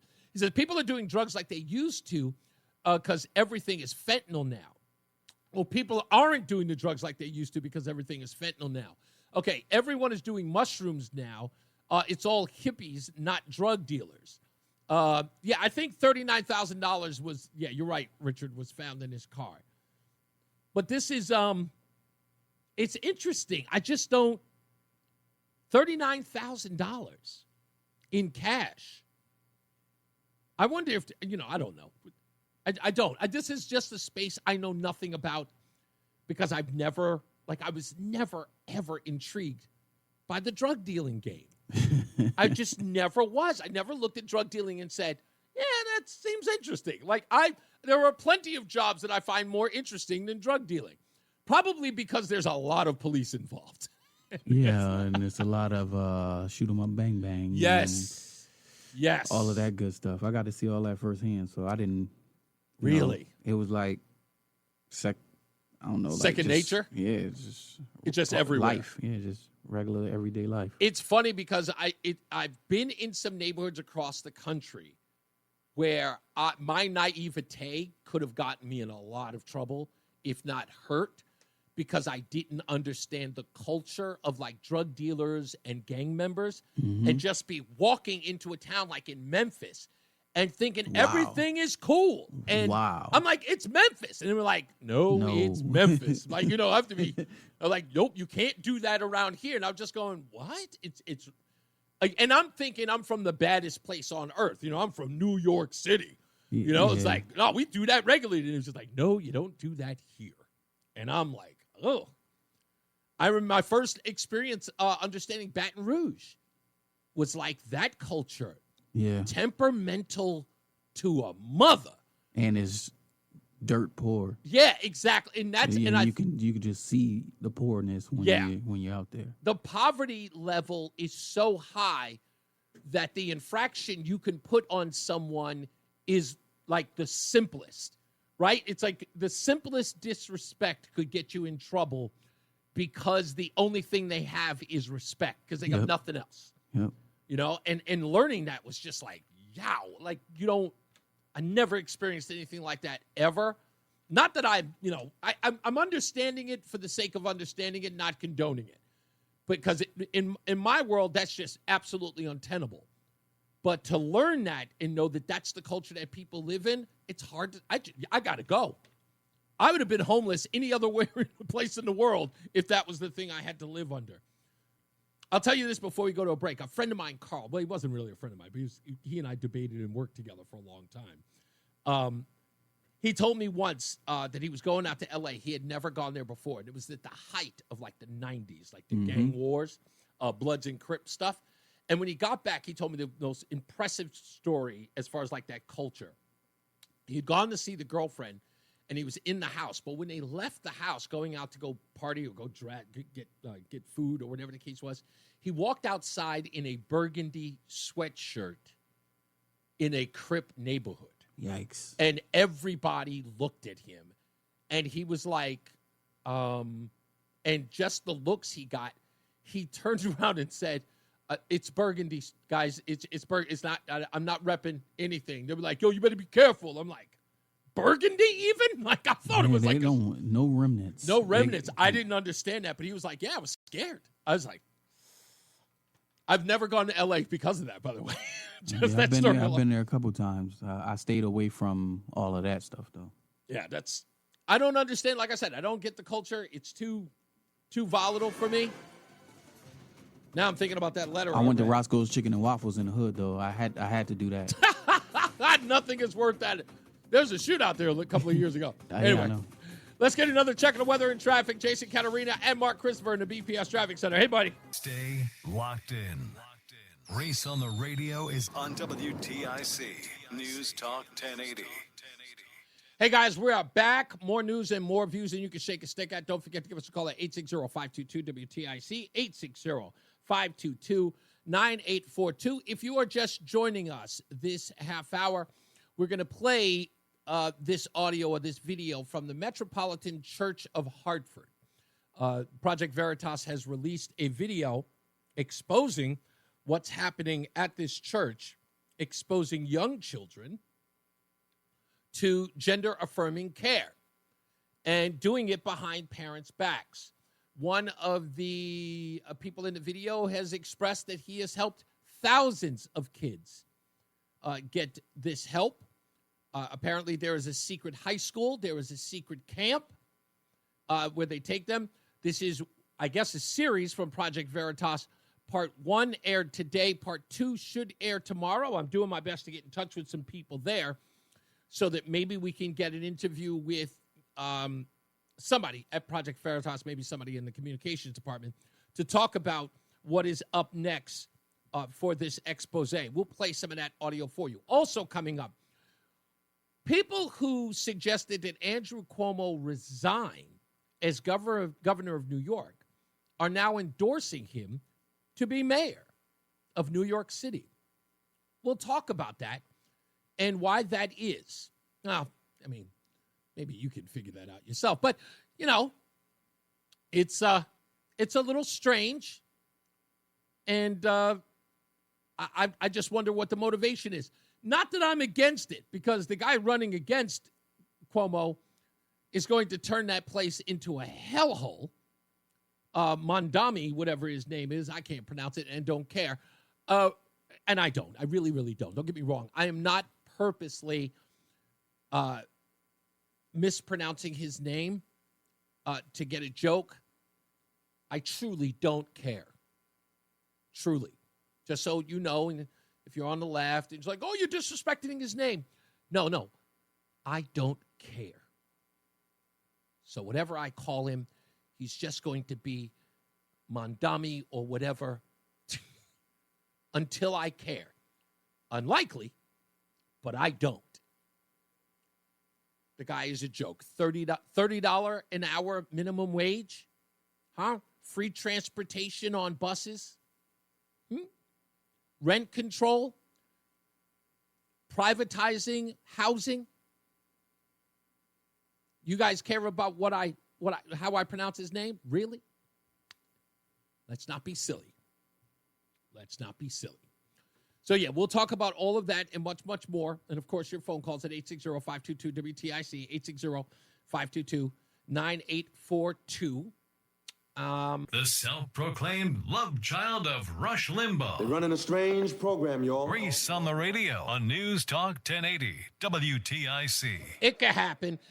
It's Reese on the radio, getting to your phone calls in a second. This was something that I meant to mention maybe a week ago, but I didn't get around to it as we were talking about this whole ordeal with the Metropolitan Church of Hartford. Do you guys remember Senate Bill 1271? That was an act concerning school and public libraries. It was introduced in Connecticut General Assembly, but they snuck it into the budget bill. You remember that? Well, good news in all of that. So I hear, according to published information, that bill is dead.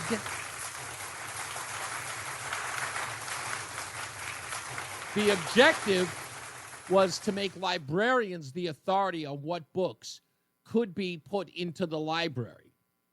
And they would have to be referred to as the experts on which books can be in there. And, of course, this was the controversial bill that was allowing sexually explicit books about transgenderism, homosexuality inside school libraries. So it's all said, according to this, it says that the bill is all but died due to inaction. So there doesn't look like there's any likelihood that that's going to happen. Let's get to the phones, 860-522-WTIC. I'm going to start off with Kelly in Walcott. Hello, Kelly. Hey, how are you? Just a quick comment, a clarification. You're never going to see Tong at one of those trials because in the state of Connecticut, the attorney generals don't prosecute criminal cases. They only handle civil law. If you're going to get mad at somebody, get mad at the state prosecutor's office. Tong does not have anything to do with criminal law.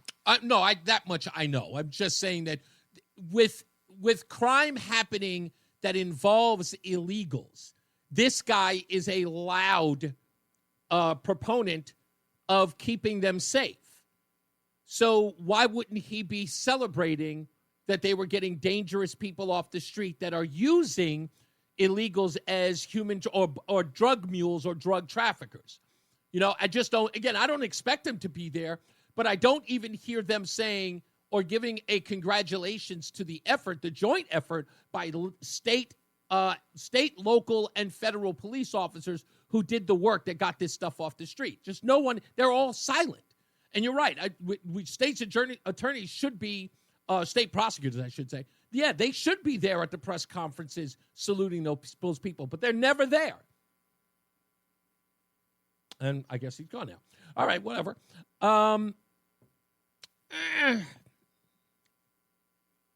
This is a tough one.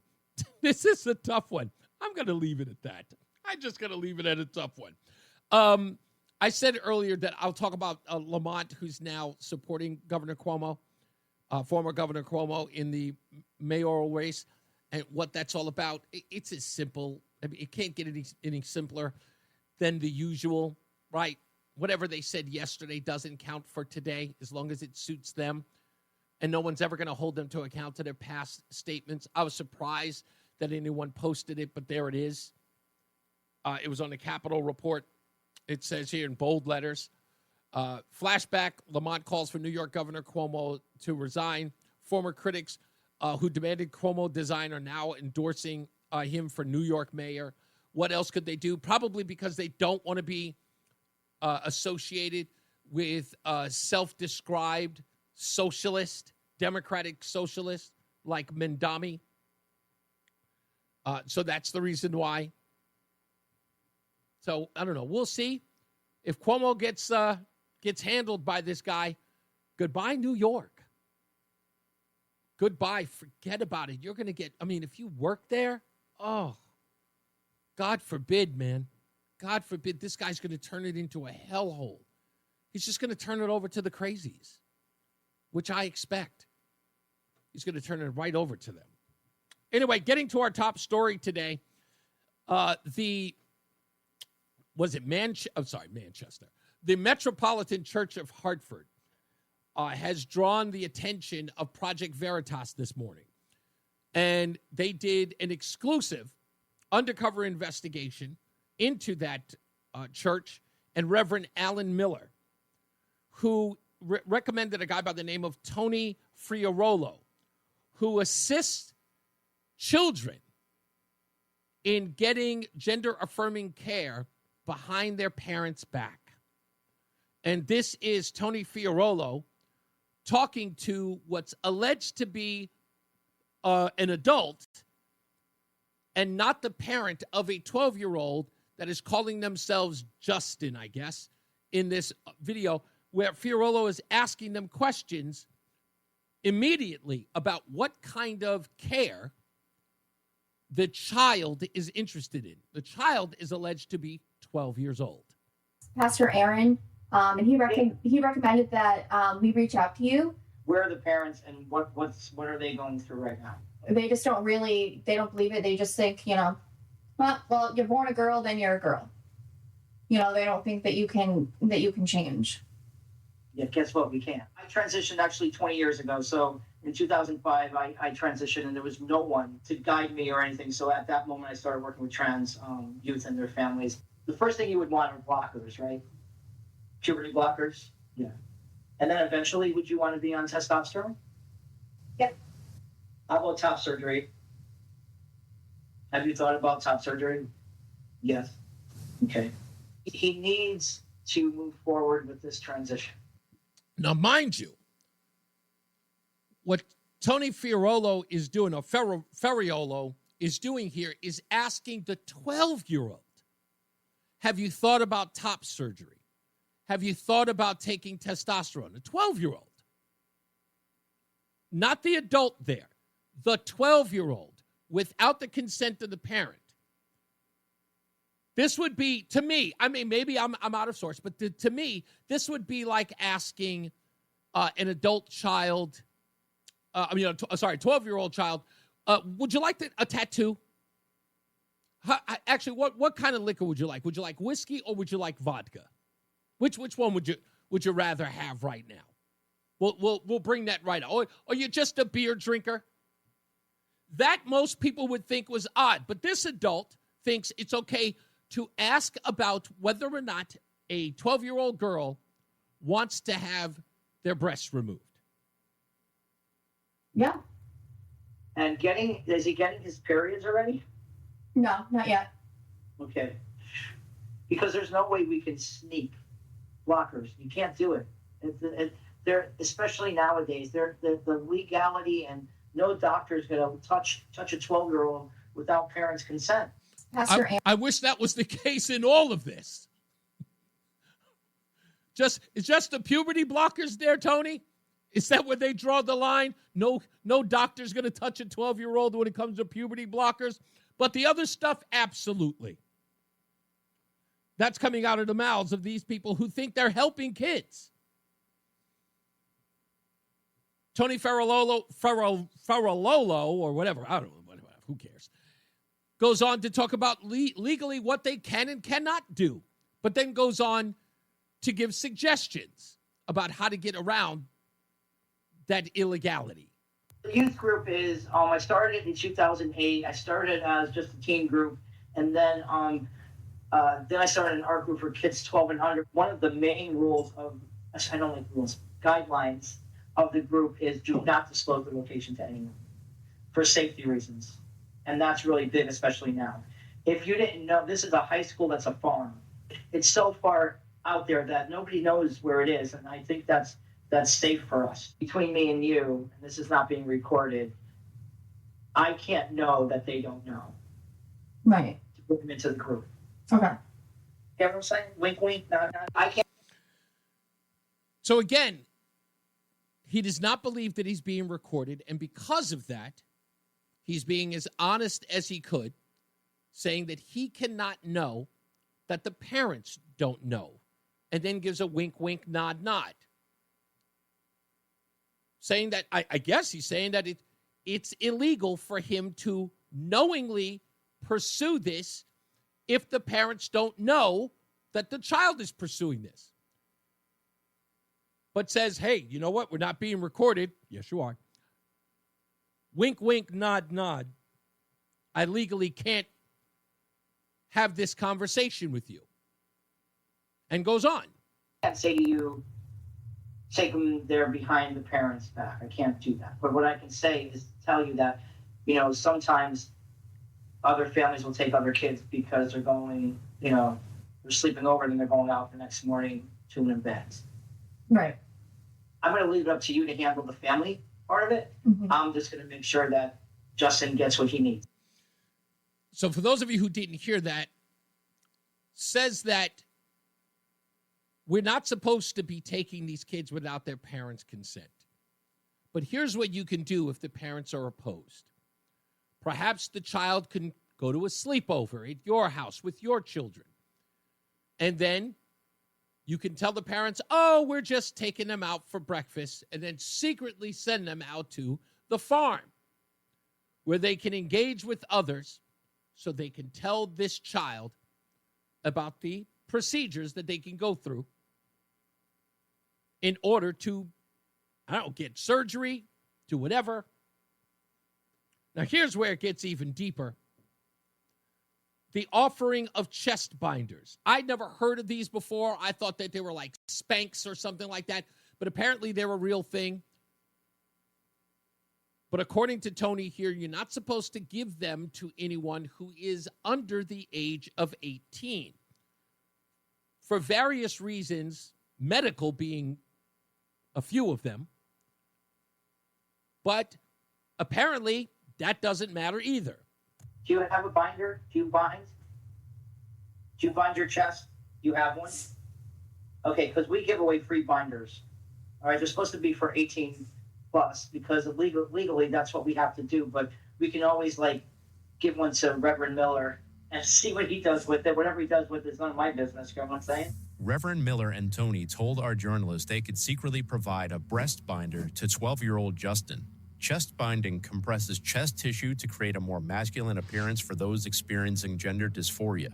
Despite research linking it to physical and psychological risks like pain, breathing problems, and damaged breast tissue, they express no concern about supplying the binder to Justin without his parents' approval.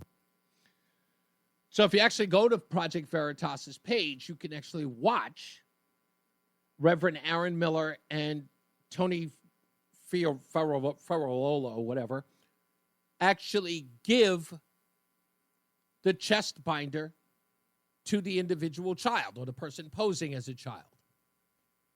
They go through all of this. Now, from the video that's on here, I guess I can presume that they do take up the Reverend and Tony, take them up on the opportunity to go out to this farm because there appears to be some video footage of that.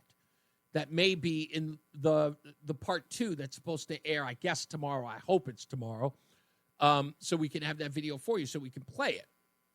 But all of this, as you can hear, is illegal. They express that they're breaking the law. And the argument will be whether or not any charges will be filed or there'll be any coverage of it. Now, oddly enough, I already know that it's going to be very limited. There will have to be a groundswell of people to force news outlets to talk about it, to forward this to writers in the area in order for them to cover it.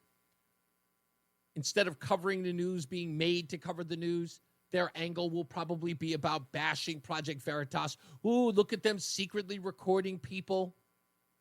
They won't care that this Tony character is talking about breaking the law and assisting. Well, not even assisting. He's the one breaking the law. He's telling the individual, the undercover journalist, what the law is, that there is illegality in what he's talking about, and continues to do it anyway. This is what we call in the hood self-indicting. Question becomes whether or not anyone goes forward with it. Should there be a complaint? Because who do you call in this case? Can you call the police? Can you call the Department of Child Services? Who is the, I mean, because I almost feel like there has to be some sort of mandated reporter, right? In all of this. And now that it's here on WTIC, and it's now public knowledge, and people who listen to this station know, I don't see how someone wouldn't. Doesn't make sense. Let's get a check of weather and traffic. We'll be back. We'll play a little bit more when we return. Jason Caterina is with weather, and Mark Christmas in the BPS Traffic Center. Hey, Mark. Plenty of news and plenty of views to get into. We'll play some more from this Project Veritas expose from the Metropolitan Church of Hartford. There has already been a development, finally. It ain't good. And it shows that there is a problem with this church. And they are running. They are going to duck. They are going to hide. And the first signs of that have already begun. But before we do that, let me say a few names. We already know about Reverend Aaron Miller, who's a part of this investigation. I also want to name Jackie Gosko, the lay pastor, Sharon Emmons, the vice moderator, Mary Young, the treasurer, Jarrett Wyatt, the clerk, Regina Dayton, member at large, Aidan Whittle, member at large, David Russell, who's a member at large, and also Brianna Johnston, a lay delegate at the church. They are the clergy and board of directors at the Metropolitan Church of Hartford. They need to be reached out to. There needs to be a statement. Why wouldn't there be?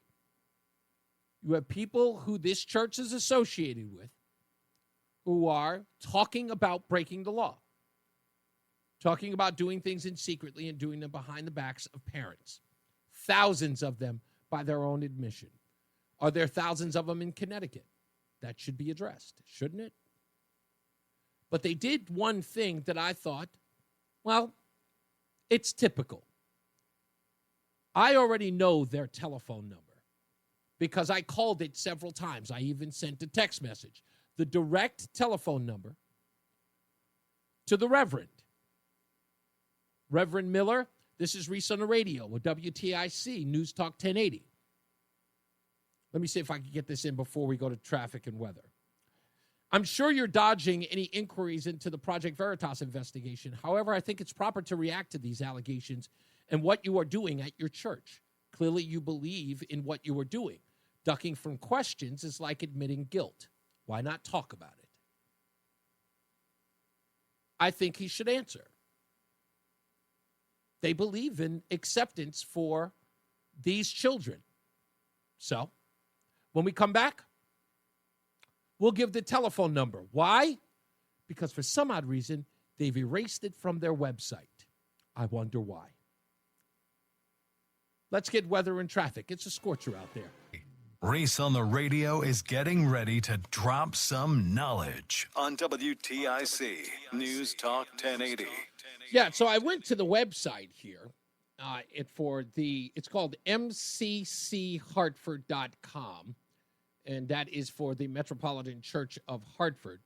And I went to the page that I originally got the number from. And miraculously, office phone number and the pastor's telephone number has been changed to all zeros. so that they can stop receiving telephone calls. It is now all zeros. I thought it was odd when I first saw it. I said, wow, that's strange. The pastor put his personal cell phone number on the website. These activist groups, they never do that. You can never contact them. You got to send them an email, hope they respond. Sometimes they do, sometimes they don't. Maybe somebody has a telephone number on them. I could send them a text. Sometimes they do, sometimes they don't. But this guy, wow, how transparent. So I called and I texted. Now all of a sudden, telephone number's gone. No statement. It's been 5-6 hours since the story's been out and no statement from the church. I also looked to see if there was any other coverage on the story. No coverage at all. Not that I think that that's strange or odd.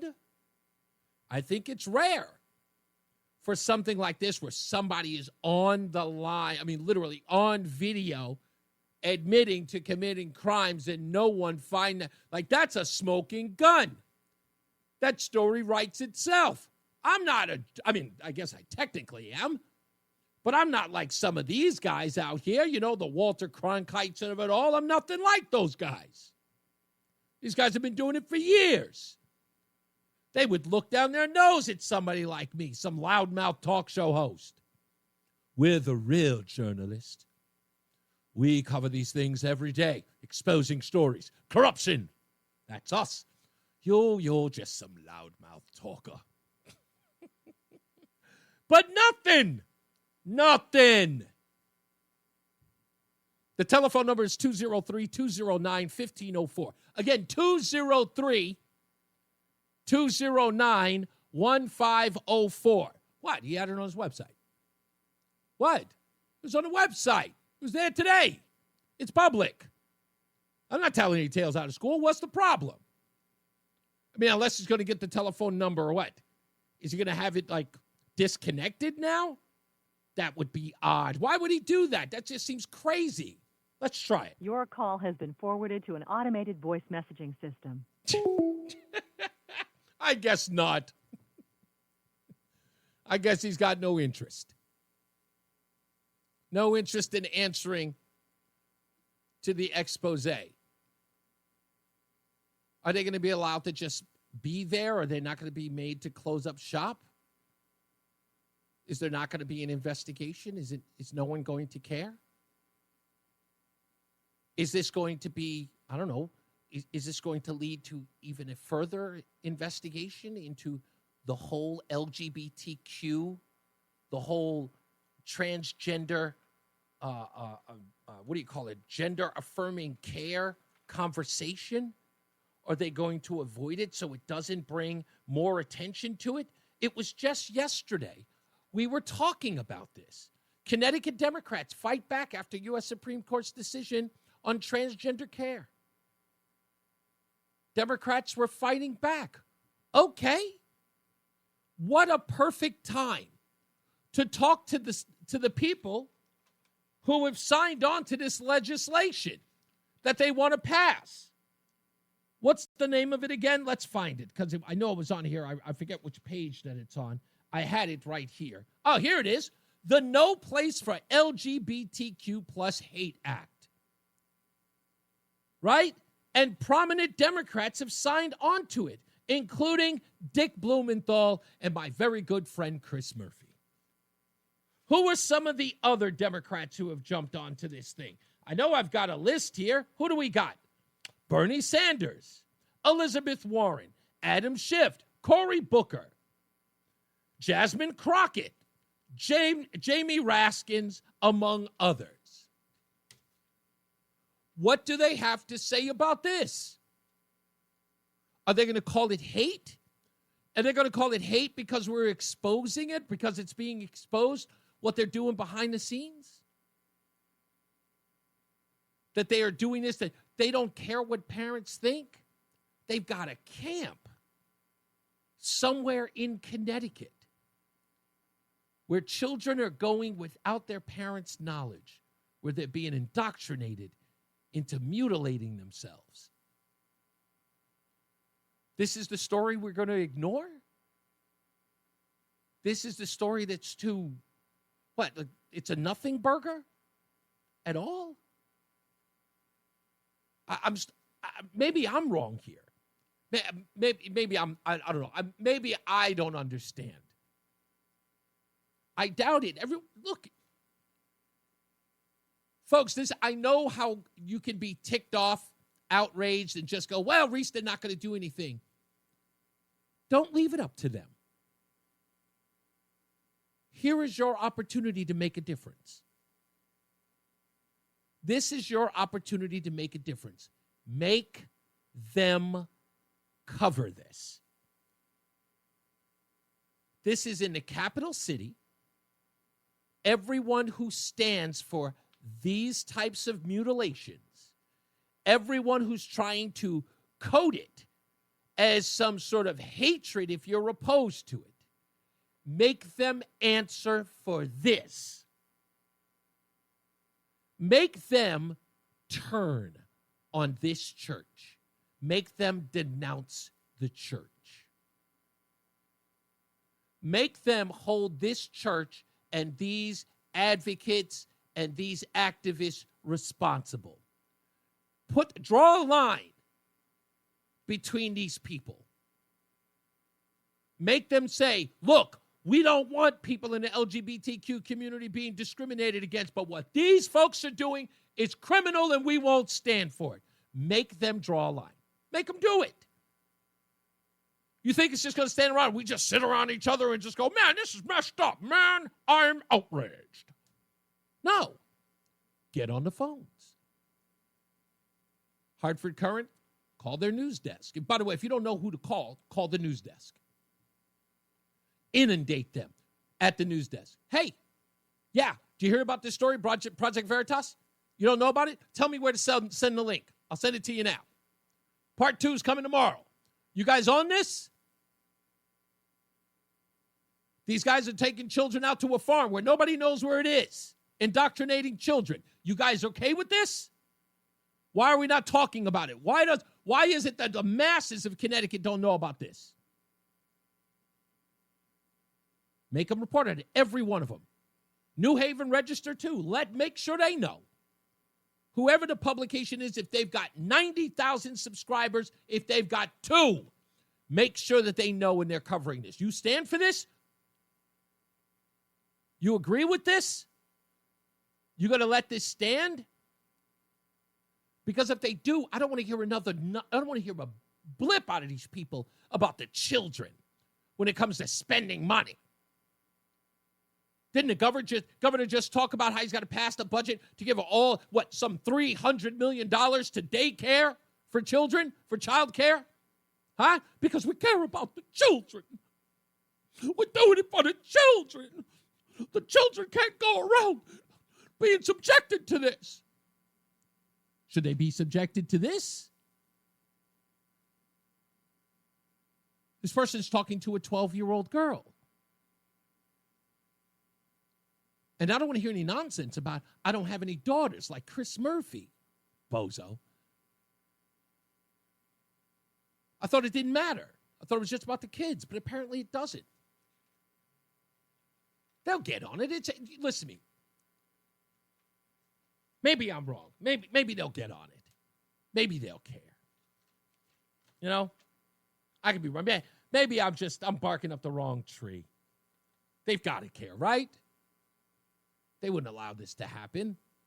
All right? Nobody's that callous. Nobody's that cold. Just seems crazy that they wouldn't. Yeah, maybe I'm overreacting. I don't know. Maybe. 860-522-WTIC. Let's give this guy another shot. What's going on, Ferris? How are you today? Really? What did you do? Put the phone down?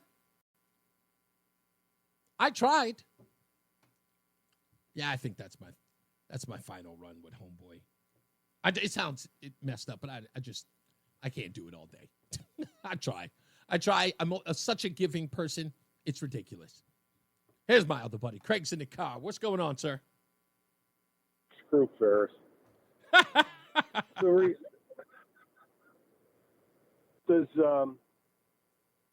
does this sound like a church to you? Of course not. No.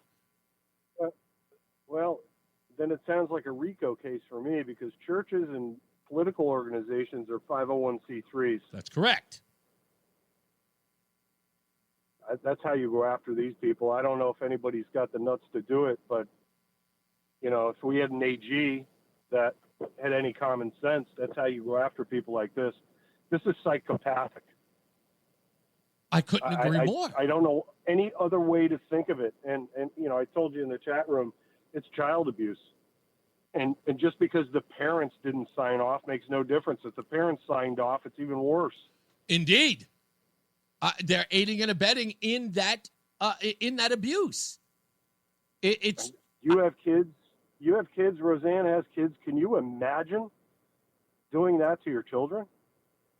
I couldn't imagine someone telling my child or assisting my child with another adult to keep me out of the loop as they are trying to get them into an operation that is going to mutilate their body.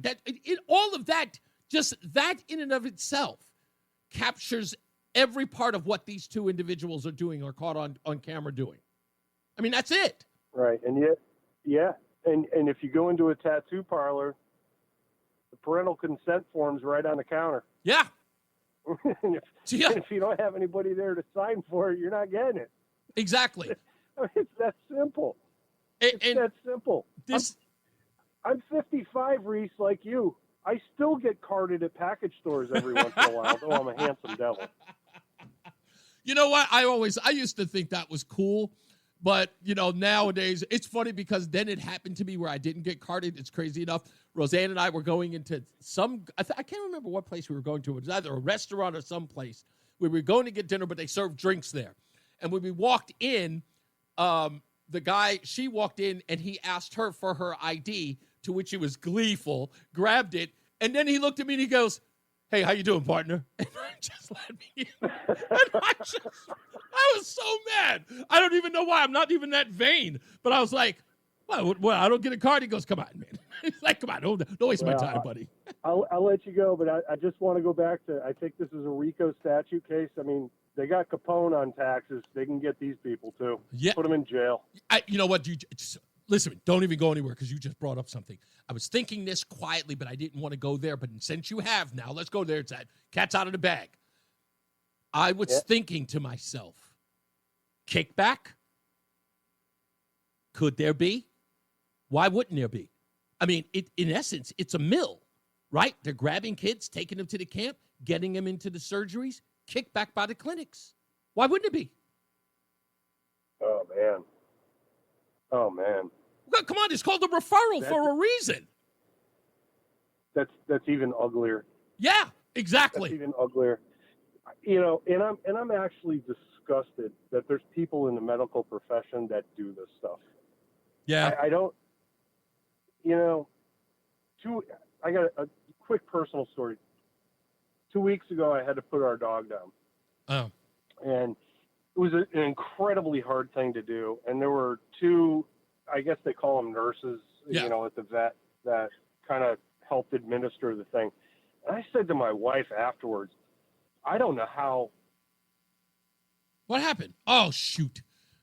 I hung up on accident. I'm sorry, Craig. I have to go to a break anyway. I'm sorry.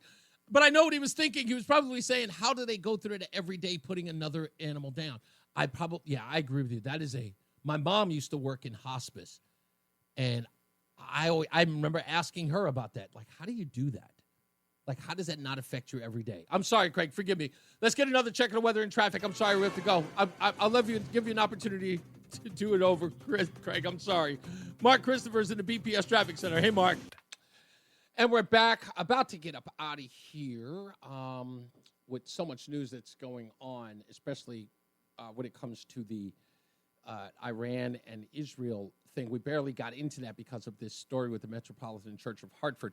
I like to keep it local when it's local, even though we do cover a lot of national news here. It's kind of part of the brand. I like to make sure I cover everything that everyone else is talking about with out doing it, in a nauseating way. It's like, everybody's talking about that. Try to do it. At least try to convey it in an interesting way. So I'll do that in the next break because I do want to talk about some of the things that have been going on in MAGA world as it relates to people like Tucker Carlson, Steve Bannon, Candace Owens. These folks have been in the news lately, and many people are talking about this turning against Donald Trump. Right now, Candace Owens is really feeling it because she's taken a very hard stance against Donald Trump. A couple of days ago, she had suggested that because he sent that attack out to Iran, that he was now going to put your children at risk. And now people are attacking her because now we're at a ceasefire, and it looks like there are peace talks that may very well take place. But I want to address that in a way that explains what's really going on there. And it has everything to do with these people who think that they know Trump. And they do not. I wish they'd stop pretending that they do. It's so evident nowadays that people are talking like they know him, like they've understood him since the beginning. And I'm starting to realize that no one does. And once you get at that point where you start conveying to people your support of him in a way that, like, you have this personal insight into his thinking, you're always going to end up getting it wrong. So we'll talk about that, or I'll talk about that in a bit, and we'll wrap this whole show up. And if you want to call in, please do.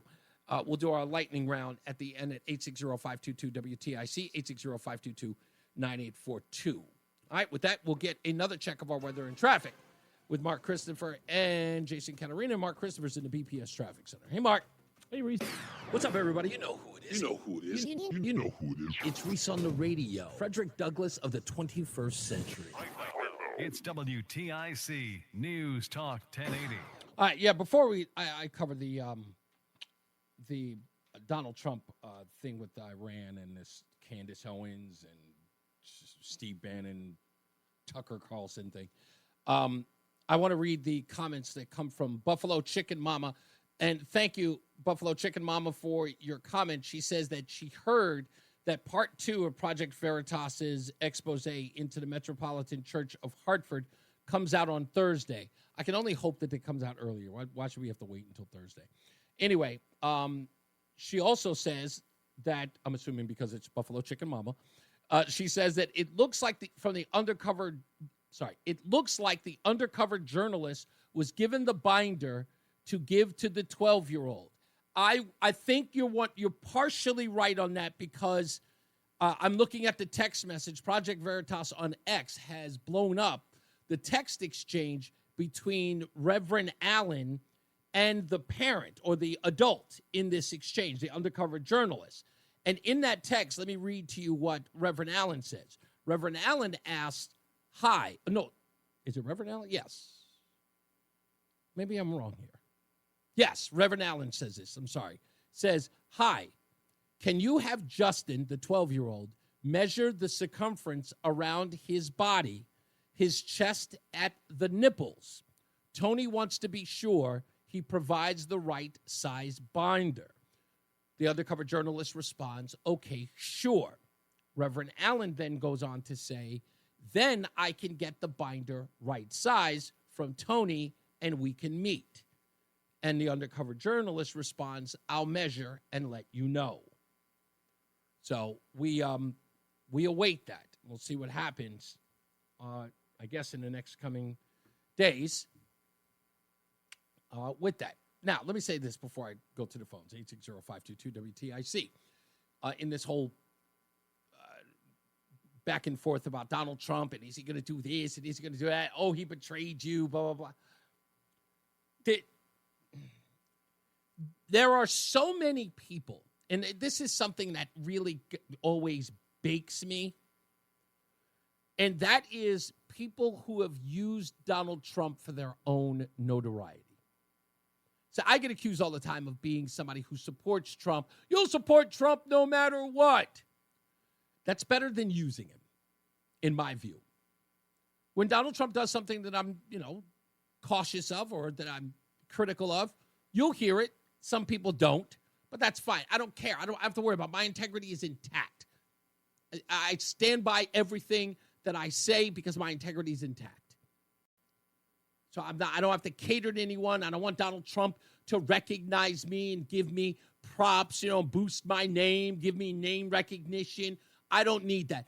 I'll sit here on WTIC for the rest of my life, okay, gaining in popularity in an organic way, having people hear about me, know about me, and doing that before I ever get on my knees and suck on the kneecap of some person who's going to give me the notoriety I did not earn. Now, that being said, Candace Owens got a lot of her credibility from Kanye West.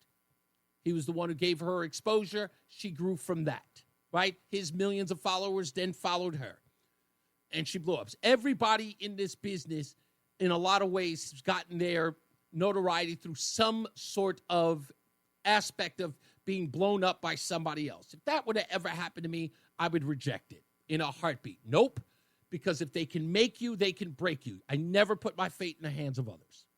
Never do.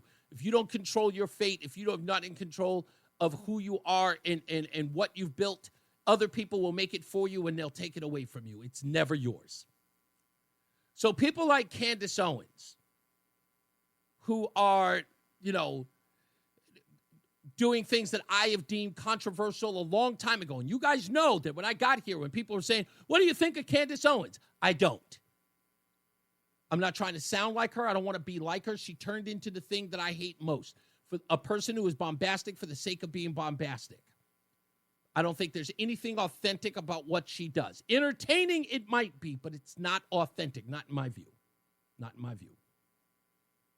I'm not interested in the clicks. I'm not interested in that. I don't do the clickbait stuff. I know what people write about me. Oh, he's controversial. Yeah, of course I am. But you'll never hear me begging for you to recognize me being controversial. I'm going to say what's on my mind. That's it. I got these bozos here trying to call me a shock jock. Been there, done that. And the day of the shock jock is dead. I'll be the first to tell you. But these people who are running around talking about Donald Trump like they know Donald Trump, and that is what's getting them their notoriety. Yeah, she knows Donald Trump. She's got an insight. She knows. And using that as a sort of the conduit of which they get their fame, their notoriety, and they respect it. I don't play that game. I don't play that game. I don't even suggest that Donald, I listen to him. I read some of the tweets or the text or the Truth Social posts, and I laugh at him every time because he always surprises me. And I like that. I don't sit here and try to pretend I get him. What I've always said to people is that they don't understand him, so why do they keep pretending that they do? Especially those who are in opposition to him, because he always throws them a curveball, because he's not who you say he is, good or bad. Opposition or a advocate for. He is his own man. He's not trying to cater to anybody. He doesn't care. As the kids say, he's got blank you money. He's got blank you notoriety. So he doesn't have to. He is a self-made man. So instead of trying to tell people or to convey that you know him or you understand him or talk about him in a way like you're the Trump whisperer, knock it off.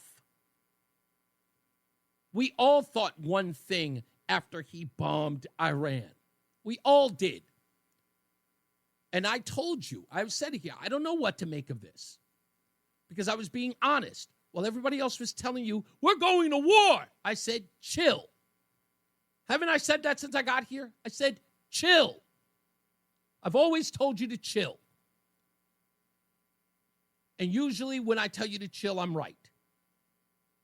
That's all I'm trying to be, is as accurate as I possibly can. I'm not trying to get those clicks or it's like, Reese on the radio said Trump is doing that. Never. Don't even care. I could do without the clickbait because I just don't want to be wrong. I know what it's like to predict something and to say something and get it absolutely wrong. I said it before and I'll say it again. I didn't believe those buildings were coming down on September 11th. I swore up and down those buildings were going to stand. And I still considering it one of the most embarrassing moments I've ever had in radio. And it was my first day. I ain't never going back. I will never make a call like that. I thought that was something I should have said. And I was wrong every time. I should have taken a beat, and I will. It's what I do. So please, stop listening to these bozos or making hay out of the things that they say. No one cares. Those who care about or try to use that as some sort of reason or reasoning for their point of view, you're going to lose every time. Stop doing it. Thank you, Carmela. Take a beat. I would happily pay for Candace Owens' relaxer. I know you would.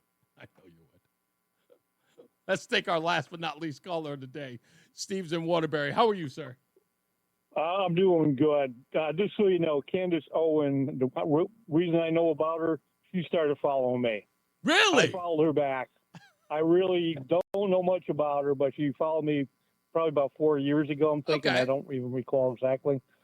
Yeah, that's real. As far as going to war with Iran, they're almost out of missiles, etc. We're not sending over $400 million in cash like Obama did. Yeah, baby. We may have some negotiation for gas or whatever. We may have some terrorist attacks, but from rogue people. But I'm not worried about that. We are not going to war. Our technology is so much past what they have. Did you hear? Did you see? I should say. Well, let me see if I can play it for you.